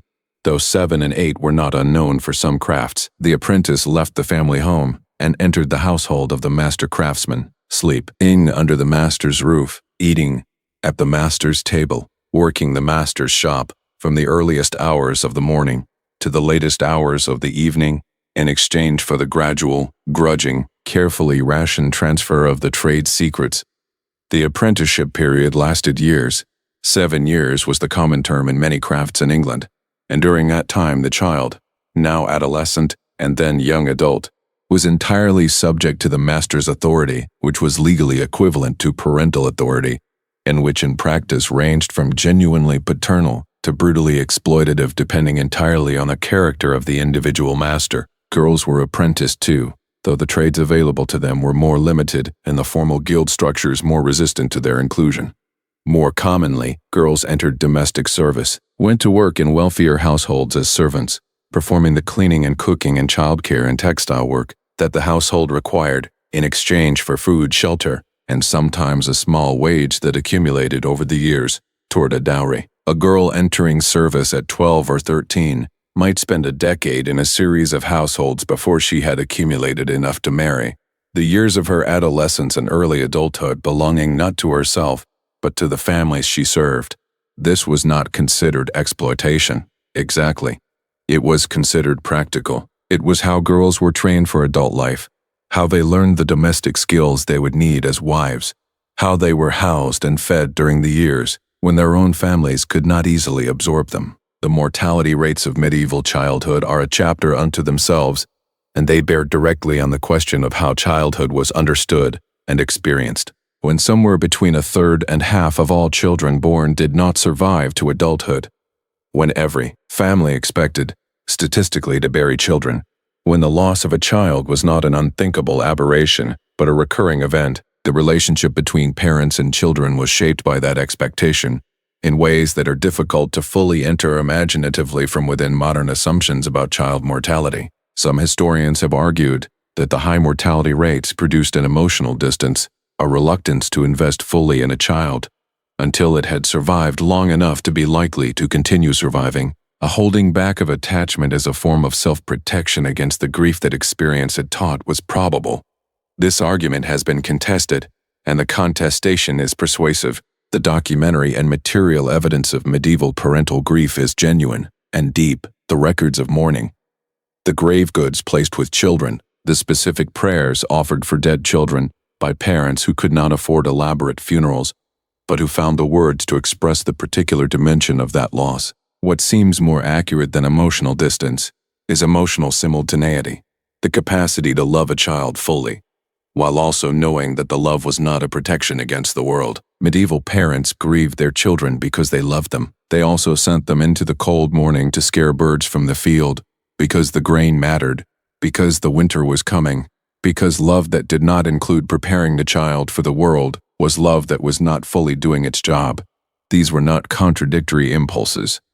They were the same impulse expressing itself in two different registers, the register of feeling and the register of preparation, both motivated by the same fundamental desire for the child to survive. Education, in the formal sense, was available to very few. The monastic schools and cathedral schools that provided the foundation for which would eventually become universities educated primarily the children of the clergy and the noble classes, occasionally drawing in the exceptionally talented children of prosperous merchants or unusually ambitious families who could negotiate access. For the vast majority of medieval children, education was entirely practical. Learning by doing, learning by watching, learning by being given a task and making the mistakes that the task required and being corrected and trying again. A child who had spent 3 years watching a parent bake bread could bake bread. A child who had helped with the lambing for 4 springs could manage a lambing. The knowledge was real, it was useful, it was retained because it was acquired in the context of actual need, rather than in the abstract context of instruction. But it was entirely oriented toward the work. It did not expand beyond the work. The world that it opened onto was the world of the village and the field and the craft, and for almost all medieval children, that world was the only world there, was, or would ever be. There is something worth sitting with in the image of medieval children at play. The top spinning in the dust outside the house, the rough wooden horse dragged along on a string by a child who is also keeping one eye on the baby sitting nearby, because the watching of the baby is also still in progress. The game interrupted by a call from inside, a task remembered, a return to the work that was never far away. The game resumed in the 15 minutes before dark, squeezed into the edges of the day with the same efficiency that characterizes everything in a life where efficiency is survival. They played in the gaps, they laughed in the gaps, they were in the gaps, entirely and recognizably children, running and shouting and falling down, and getting up and doing it again for no reason except that running felt good, and the afternoon was still there, and the work for just this hour was finished. And then the light failed, or someone called, or the baby needed attending to, and the gap closed, and the child who had been a child for one unguarded hour was again the small worker, the necessary contributor, the person the household could not do without, old, in ways that had nothing to do with age, serious, in ways that had everything to do with love. There is a moment that happens in serious illness, even now, even in the age of antibiotics and diagnostic imaging and evidence-based medicine, when the rational mind reaches the edge of what it can control and something older takes over. The bargaining, the prayer that is not quite prayer, the private negotiation with whatever might be listening, the please and the if you just let this be nothing, and the I will do anything. Modern medicine has not eliminated this moment. It has pushed it back, narrowed the circumstances that produce it, made it rarer and less desperate, but it is still there, at the edge of the treatable, at the boundary of what the science can reach. It is still recognizably the same impulse that structured the entire medieval response to illness, not as a last resort after medicine had failed, but as the first resort, the primary resort, the framework within which everything else, the herbs, the treatments, the remedies, both sensible and catastrophic, was understood to operate. The medieval world did not have a secular explanation for illness. This is the foundational fact, the thing from which everything else follows. The separation of medicine from theology, of the body from the soul, of disease from divine intention, this separation was not available. It had not been made. The human body in the medieval understanding was not a biological mechanism, subject to physical laws that could be investigated independent. Lie of their creator. It was a creation made by God, sustained by God. And when it failed, when the fever came, when the cough would not stop, when the limb swelled and darkened, and the person inside the failing body began to feel the particular loosening of the self that serious illness produces, that failure was understood as something that God had permitted, or caused, or sent as message, correction, test, or punishment. You could not fully address the illness without addressing the spiritual condition that had made the illness possible. This was not superstition in the dismissive sense that the word sometimes carries. It was a coherent framework, internally consistent, supported by the highest intellectual authorities of the age, and in many ways more sophisticated in its understanding of the relationship between mind and body and social context than the purely mechanistic medicine that would eventually replace it.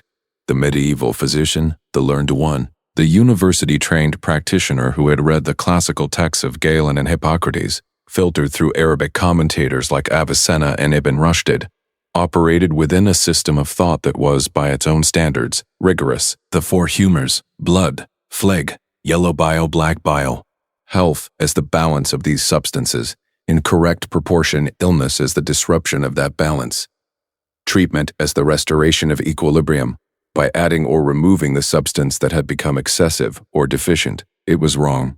It was comprehensively, foundationally wrong in a way that caused enormous harm over the centuries of its dominance, but it was not irrational within its own premises, and the people who practiced it were not fools.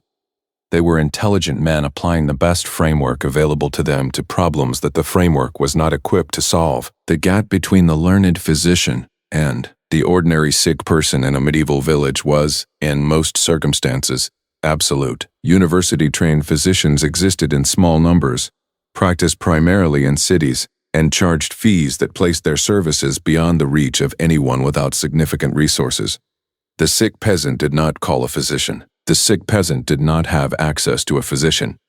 What the sick peasant had was the village, and the village had its own medicine, a medicine compounded from herbal tradition, religious practice, practical observation, religious practice, practical observation, and the accumulated wisdom of generations of people who had watched illness move through communities and had developed, through long experience, a set of responses that ranged from genuinely useful to actively dangerous, often without reliable means of distinguishing between the two. Herbs were the foundation of village medicine, and they deserve genuine respect before the critique that follows.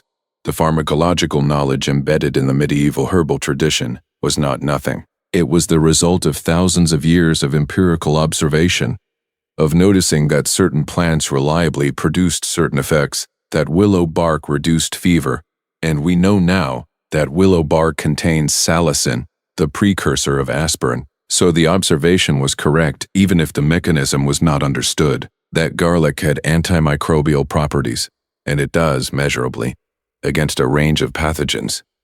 That poppy produced relief from pain, and the opiate compounds in poppy are among the most powerful analgesics ever discovered. That foxglove, which medieval healers used for certain conditions of the heart, contains digoxin, which is still used in cardiac medicine today. The thread of real pharmacological knowledge running through the medieval herbal tradition is genuine, and it would be wrong to dismiss the entire enterprise as ignorance. But the trad, it also contained, alongside the genuinely effective, an enormous quantity of the ineffective and a meaningful portion of the actively harmful. The challenge was that without controlled trials, without the ability to compare outcomes between treated and untreated populations, without any understanding of placebo effects or the body's own powerful capacity to recover from many illnesses, without intervention, it was essentially impossible to distinguish reliably between a treatment that worked and a treatment that merely coincided with recovery. If a patient took a particular herbal preparation and then recovered, the preparation received the credit, whether it had been responsible or not. If a patient took a different preparation and died, the death might be attributed to the severity of the illness, to the patient's spiritual state, to the will of God, rather than to the possibility that the treatment had made things worse. The feedback loop that could have refined the tradition over time was broken by the complexity of the variables and the absence of the conceptual tools needed to analyze them. Prayer was woven into every aspect of the medical encounter, not as an alternative to treatment but as an integral component of it. The sick person prayed, the family prayed. The priest was called not only an extremis but as a standard part of the response to serious illness, because the illness was partly a spiritual event, and the priest was the specialist in spiritual intervention. Specific saints were petitioned for specific conditions, a division of spiritual labor that mapped roughly onto the domains of the physical. Saint Sebastian for plague, Saint Roch for pestilence more broadly, Saint Blaise for throat conditions, Saint Dymphna for madness, St. Lucy for eye diseases, St. Vitus for the convulsive disorders that bore his name. These were not invocations made casually or without feeling. They were made with the urgency and desperation that illness produces, with the specific, personal, immediate quality of a prayer offered by a parent over a child whose fever had been rising for 3 days and showed no sign of turning. Pilgrimage was medicine. This sounds metaphorical, but it was not. The journey to a shrine, to Canterbury, to Walsingham, to Compostela, to Rome, to the hundreds of local shrines that dotted the medieval landscape and that drew their own smaller circles of the desperate and the hopeful, was understood as a direct medical intervention, a means of accessing the healing power that resided in the saint's relics, in the specific geographical location, sanctified by the saint's presence or death. The healing miracles recorded at medieval shrines are not all fraud. The psychosomatic component of illness is real, and conditions with significant psychological dimensions genuinely responded to the ritual, the journey, the focused intention of the pilgrimage, in ways that could look intention of the pilgrimage, in ways that could look to observers without a better explanatory framework, like supernatural intervention. The person who arrived at Canterbury trembling with a condition that modern medicine might classify as conversion disorder, and who left walking steadily, had genuinely experienced something. The explanation available, the miraculous intervention of St. Thomas Becket, was wrong in mechanism while correct in observation. Something had happened. The healing was real even if the cause assigned to it was not. Bleeding, however, was not real. Or, rather, bloodletting was real in the sense that it happened, was practiced widely and persistently, was recommended by the highest medical authorities of the age, and caused genuine harm in a way that herbal remedies of doubtful efficacy, at least generally, did not. The humoral theory identified an excess of blood, a D, as the cause of a wide range of conditions: fever, inflammation, the redness and heat that accompanied infection, the flushed face of someone running a temperature. The logical intervention, within the humoral framework, was to remove the excess. Blood was removed by opening a vein, typically at the inside of the elbow, though other sites were used depending on the condition being treated, and allowing a quantity to flow into a basin. The quantity removed varied from a few ounces to what would now be considered medically catastrophic volumes, depending on the practitioner and the perceived severity of the imbalance. Leeches were used as an alternative to the lancet for situations where more controlled or localized removal was desired, their anticoagulant saliva keeping the blood flowing while they fed. The consequences of bloodletting in a patient who was already ill were almost uniformly negative. A feverish patient was a patient whose body was already mounting an immune response that required resources, and blood, with its red cells carrying oxygen and its white cells carrying the immune response itself, was not the thing to remove from a body fighting infection. The historical record is full of famous people, kings, popes, keegs, wealthy merchants whose medical care was extensively documented, who entered a period of treatment for various conditions in relatively stable condition and declined rapidly under the hands of their physicians, the documented treatment consisting largely of repeated bleedings that left the patient progressively weaker and less capable of surviving whatever the original illness had been. The death of Charles II of England in 1685 is a late but vivid example. His final illness treated with, among other things, multiple bleedings of significant volume, the entire arsenal of humoral medicine, applied with thoroughness to a patient who might conceivably have survived without it. For the medieval peasant, the organized brutality of learned medical practice was largely inaccessible, which in the case of bloodletting was at least partly a mercy. The village healer, the wise woman, the cunning man, the local practitioner, who occupied the ambiguous space between official medicine and folk practice, between the sanctioned and the suspect, was more likely to provide herbal preparations and ritual responses than lancets and leeching equipment. But the purging that was the other major humoral intervention was well within the village pharmacopoeia, and was applied with an enthusiasm matched only by its unpleasantness. The logic was the same if illness was caused by humoral imbalance. Removing the offending substance through the most direct available exit was rational treatment. Violent purgatives, substances designed to produce extreme gastrointestinal evacuation, were administered to patients who were often already dehydrated by fever or dysentery. producing a net effect on the patient's hydration status that moved rapidly in the wrong direction. The mentally ill occupied a particularly difficult position within this framework. The medieval understanding of what we would now call psychiatric illness was complex and not entirely without humanity. The distinction between conditions of physical origin, conditions of spiritual origin, and conditions of demonic origin was actively debated, and the response to mental illness ranged from genuine care and community integration at one end of the spectrum to chaining, imprisonment, and the various ordeals associated with attempted exorcism at the other. The person who heard voices might be understood as a mystic, touched by the divine, and the medieval period produced a significant number of female mystics whose experiences were interpreted in precisely this way, who we revenerated rather than feared, or they might be understood as possessed, the voices demonic rather than divine, requiring intervention of an entirely different kind. The line between these interpretations was not always clear, and which side of it a particular person fell on depended on factors that had as much to do with their social position and the disposition of the local ecclesiastical authorities as with the nature of their experience.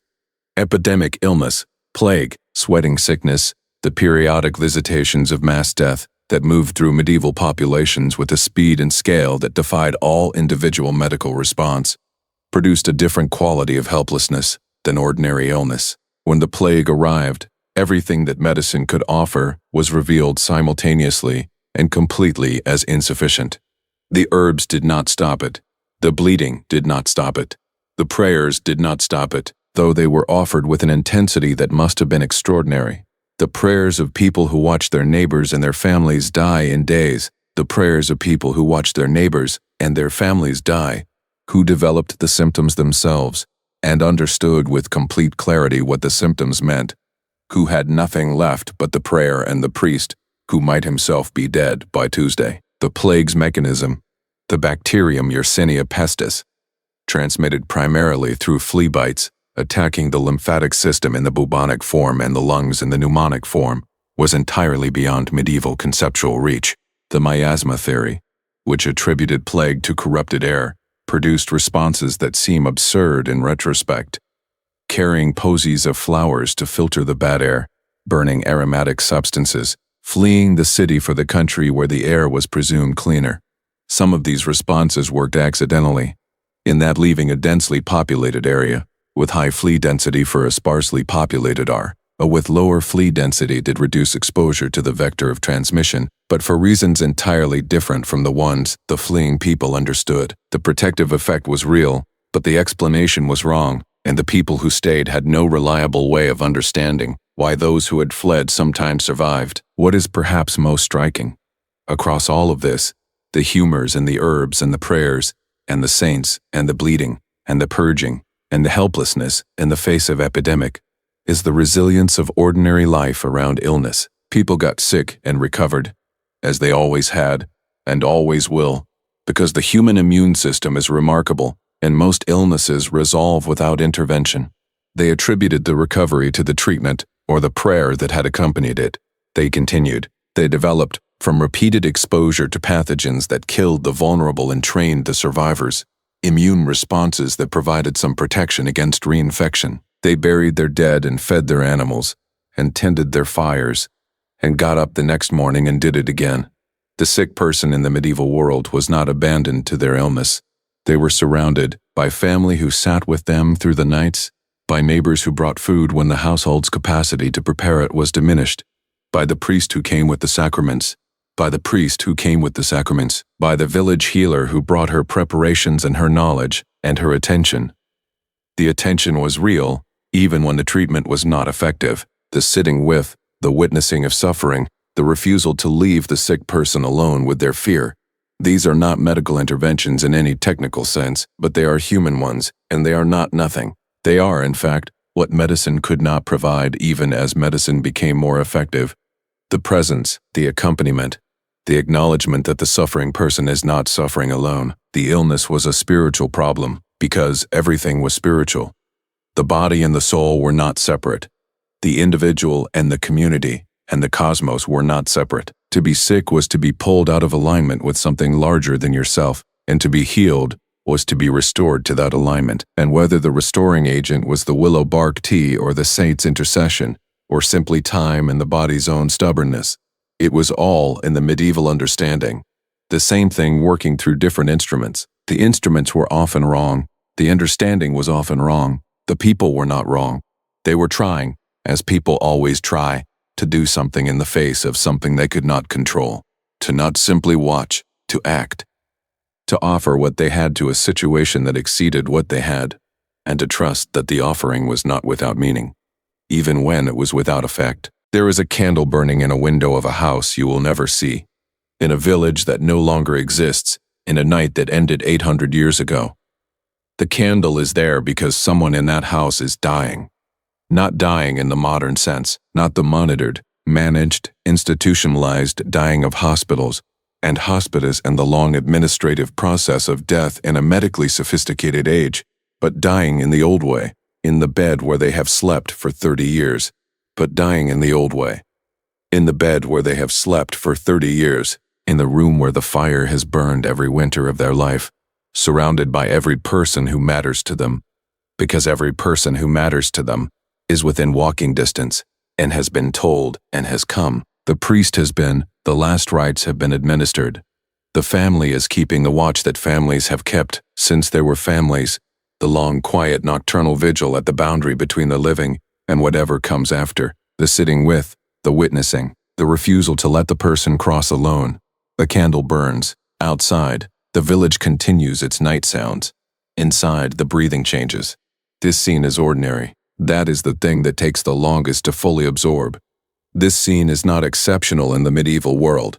It is not the culmination of some unusual tragedy, not the aftermath of accident, or epidemic, or exceptional misfortune. It is simply what happened regularly and repeatedly in every village and every town and every community of any size in medieval Europe. People died, and the dying happened at home, in the presence of the living, without the institutional intermediary that modern death has interposed between the moment of dying and the experience of those who loved the dying person. Death was not somewhere else. It was here, in this room, in this house, on this street, with a frequency and an immediacy that shaped everything, every relationship, every decision, every prayer, every moment of unexpected happiness that arrived in the gaps between the losses. The numbers are the place to begin, because without the numbers the imagination defaults to something manageable, something scaled to modern experience. Medieval infant mortality rates, as best as historians and paleodemographers can reconstruct them from skeletal remains and parish records, and the occasional more detailed documentary source, ran somewhere between 200 and 300 deaths per 1,000 live births in the first year of life alone. This means that somewhere between 1 in 5 and 1 in 3 children, born in a medieval community, died before their first birthday, before they had learned to walk, before they had acquired language, before their parents had been able to know, in the full sense of knowing a person, who they were or might have become.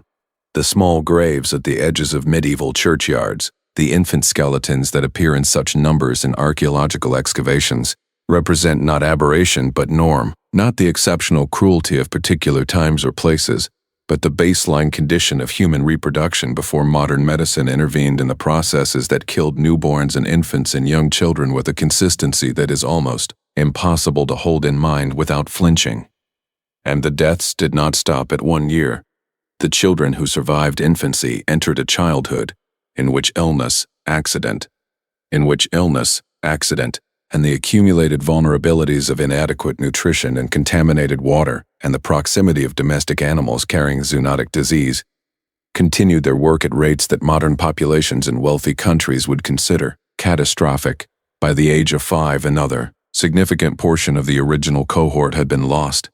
By 10, the group of children born in any given year in any given village had been reduced to a fraction of its original number, reduced by the specific, individual, named and mourned losses of particular children. The miller's son who died of fever in his 3rd winter, the blacksmith's twin daughters who did not survive their first summer, the baby whose name was given to the next child born, and the child after that, because the name needed to survive even when the child did not. Life expectancy at birth in the medieval period is typically cited at figures between 30 and 40 years, and this number is almost always misunderstood. It does not mean that medieval people were old at 30, used up and declining at 35, ancient at 40. It does not mean that reaching 50 was a miracle, or that the medieval world was populated primarily by young people in the way that a life expectancy of 35 might suggest to a modern reader. What it means is that the average was dragged dramatically downward by the deaths of the very young, by the enormous weight of infant and child mortality pulling the mean toward a number that does not accurately represent the experience of the people who survived childhood. A medieval person who reached the age of 25 had reasonable odds of reaching 50 or even 60. The skeletons of medieval cemeteries include a substantial representation of older adults, people who had lived into their 60s and 70s, who had outlasted spouses and children, and sometimes grandchildren, whose bones show the arthritis and the wear of long lives rather than the abrupt terminations of youth. The 35-year life expectancy is not a description of a typical adult life. It is a mathematical artifact of the dying of children, a statistical shadow cast by the number of small graves. But this understanding, while important for accuracy, does not diminish the reality of what those numbers meant for the people living within them, what they meant practically and emotionally, and in terms of how life was organized and experienced, was that loss was not an interruption of life. It was a component of it. It was something that happened not once or twice in a lifetime at the great punctuating moments of tragedy, but repeatedly, cyclically, with the regularity of seasons. A medieval woman who bore 6 children, and 6 was not an unusual number, because the reproductive mathematics of high infant mortality required high birth rates to maintain population levels, might expect to bury 2 or 3 of them before they reached adulthood. She knew this. Her mother had known it. Her grandmother had known it. The knowledge was not theoretical. It was personal and specific, and had already been confirmed by experience before the next child was born. How do you love something you might lose? This is the question that medieval life posed with a specificity and urgency that modern life rarely matches, and the answer that the evidence suggests is exactly as much as you would if you were certain you would keep it. The grief of medieval parents over lost children is documented in enough forms, in the prayers recorded in books of hours, in the evidence of elaborate grave goods placed with children who had barely lived long enough to accumulate possessions, in the specific tender language of memorial inscriptions, in the wills that mention dead children with the same careful naming that living children receive, to make clear that the high frequency of child death did not produce emotional callousness or protective detachment. It produced grief, repeated grief, grief that had to be survived and integrated and lived alongside because the alternative was to stop living, which was not an option that the surviving children and the surviving work and the surviving cold and hunger allowed. The Church provided the framework for this grief, as it provided the framework for almost everything in medieval emotional life.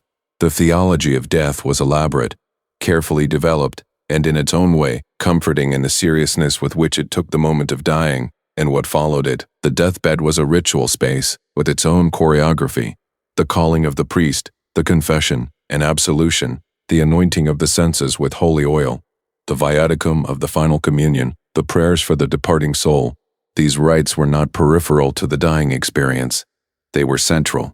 They transformed dying from a merely biological event into a theological one, from the simple cessation of physical function into the departure of an immortal soul from its temporary habitation, accompanied by the prayers of the community and the sacramental power of the Church. A good death, in the medieval understanding, was a death that included these rites, that was prepared for, that occurred in a state of spiritual readiness. A bad death, sudden, unshrinvid, without the sacraments, without the opportunity for final confession, was genuinely feared, not for the physical suffering it might involve, but for what it might mean for the soul's trajectory afterward. Purgatory organized the relationship between the living and the dead in the medieval world in a way that kept the dead continuously present and the concerns and prayers of the living. The doctrine held that most souls went neither directly to heaven nor directly to hell, but to an intermediate state of purification, where the residual stain of unconfessed or incompletely atoned sin was purged through suffering of a duration proportional to its extent. This suffering could be short, kned by the prayers of the living, by masses said for the dead soul, by the charitable acts performed in the dead person's name, by the indulgences purchased by wealthy families to reduce the purgatorial term. The practical consequence of this theology was that the dead were not simply gone. They remained in some sense present in their need for the prayers of those who had loved them, present in the obligations they had left behind, present in the masses said for them on the anniversaries of their deaths, present in the chantries established by wealthy families, specifically for the purpose of having priests pray perpetually for named dead souls. The dead were the community's responsibility.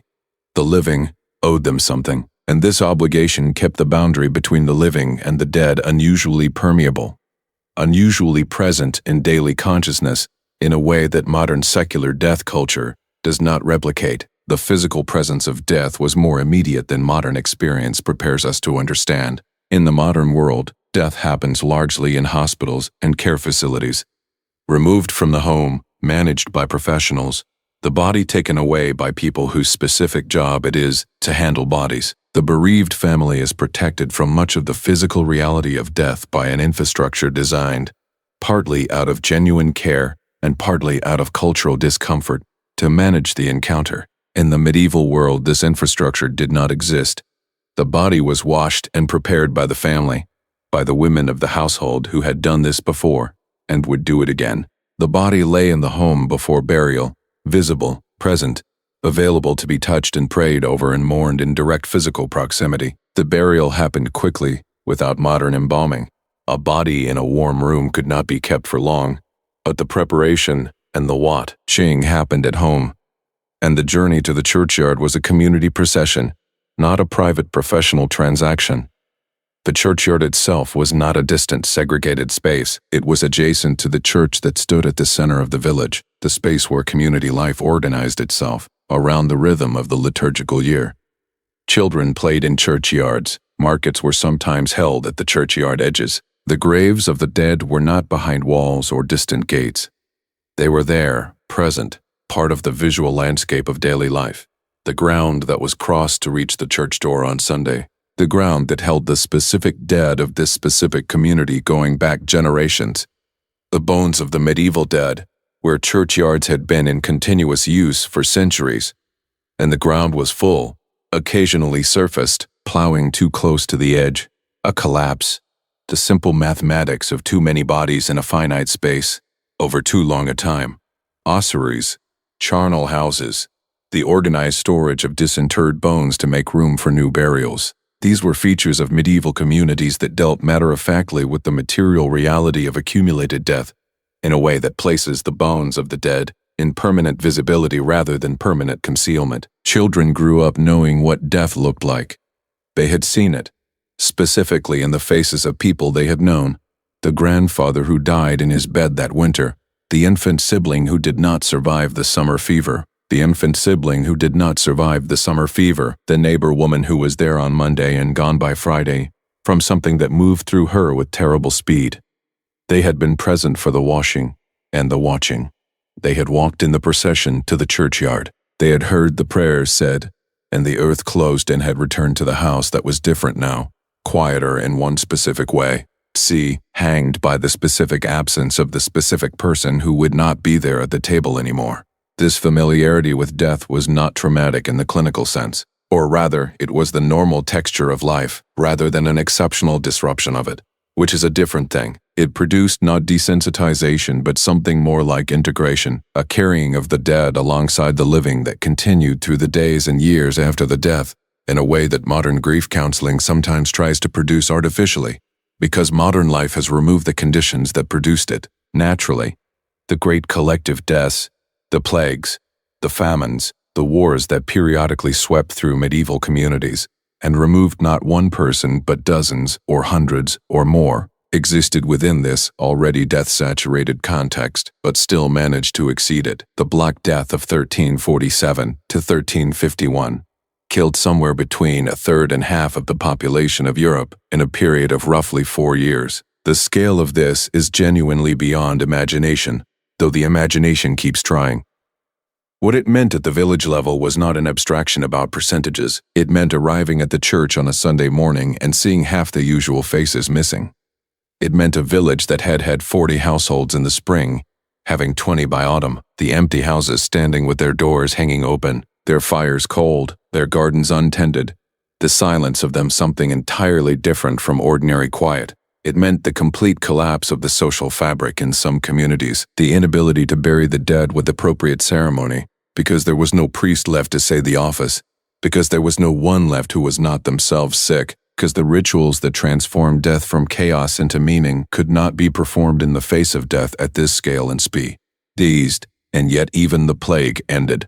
The survivors emerged from it, dazed and diminished in number, and changed in ways that took generations to fully manifest, but alive. They buried what dead could be buried. They said what prayers could be said. They returned to the fields, because the fields needed tending regardless of everything that had happened. They had children, more children than before in some communities, the reproductive instinct responding to the population collapse with an unconscious corrective that is visible in the demographic records of the post-plague decades. They rebuilt, slowly and incompletely, and never quite the same, the community life that the plague had shattered, what the continuous proximity of death gave medieval people. Whatever it cost them was something that is genuinely difficult to acquire any other way. A clarity about what mattered. Not a morbid clarity, not a despair-tinged obsession with the shortness of life, but something more practical and more grounded. The knowledge, held not theoretically but in the body, in the memory, in the specific faces of specific people who were no longer there, that time was real and finite, and that the people in front of you were not guaranteed to be there tomorrow. This knowledge expressed itself in the particular intensity of medieval celebration. The feast days that were genuinely feasts, the music and the dancing that erupted in the spaces between labor and grief with a joy that sounds across the centuries, like joy that knows its own limits. It expressed itself in the religious devotion that was not merely formal, but visceral, the prayer that came from genuine need rather than habit. It expressed itself in the community bonds that formed between people who had watched each other's dead and would watch each other's dead again, who were bound together not only by proximity and shared work, but you shared loss by the knowledge of having been present for each other at the moments that mattered most. We have gained so much in the century since. The infant who would have died of fever in a medieval winter, lives. The child who would have been carried to the churchyard before her 5th birthday grows up and has children of her own. The young man who would have died of the infection in his leg walks out of the hospital on a Thursday and complains about the parking. These are not small things. They're the most important things, the achievements that matter most in any honest accounting of what progress has meant for human beings. But we have also lost something, and it is worth naming it honestly in the quiet of this late hour. We have lost the daily, lived, embodied understanding that the people we love are temporary. We have built, out of the very success of our medicine and our safety and our extended lives, a kind of insulation against the knowledge that the medieval world could not afford. We are surprised by death in a way that medieval people were not, and the surprise makes us less prepared, less practiced, less accompanied in the grief when it comes. The candle in the window burns down. The room grows quiet in a new way. Someone gets up and opens the shutter to let the soul out. Because that is what you do. Because your mother told you that is what you do. Because her mother told her. The cold air comes in from outside, from the village, from the dark that is already beginning, at its furthest edge, to think about morning. The fire is still burning. The living are still here, and somewhere outside, in the churchyard that is part of the village, and has always been part of the village, the ground holds everyone who came before. Patient, permanent, part of the place in a way that nothing can undo. It is enough. It has always been enough. It is all there is, and it is enough. And yet they laughed. They danced. They fell in love, told stories, and built cathedrals that still stand. That's the part that should keep you up at night. Or in this case, gently put you up at night. Or in this case, gently put you up at night.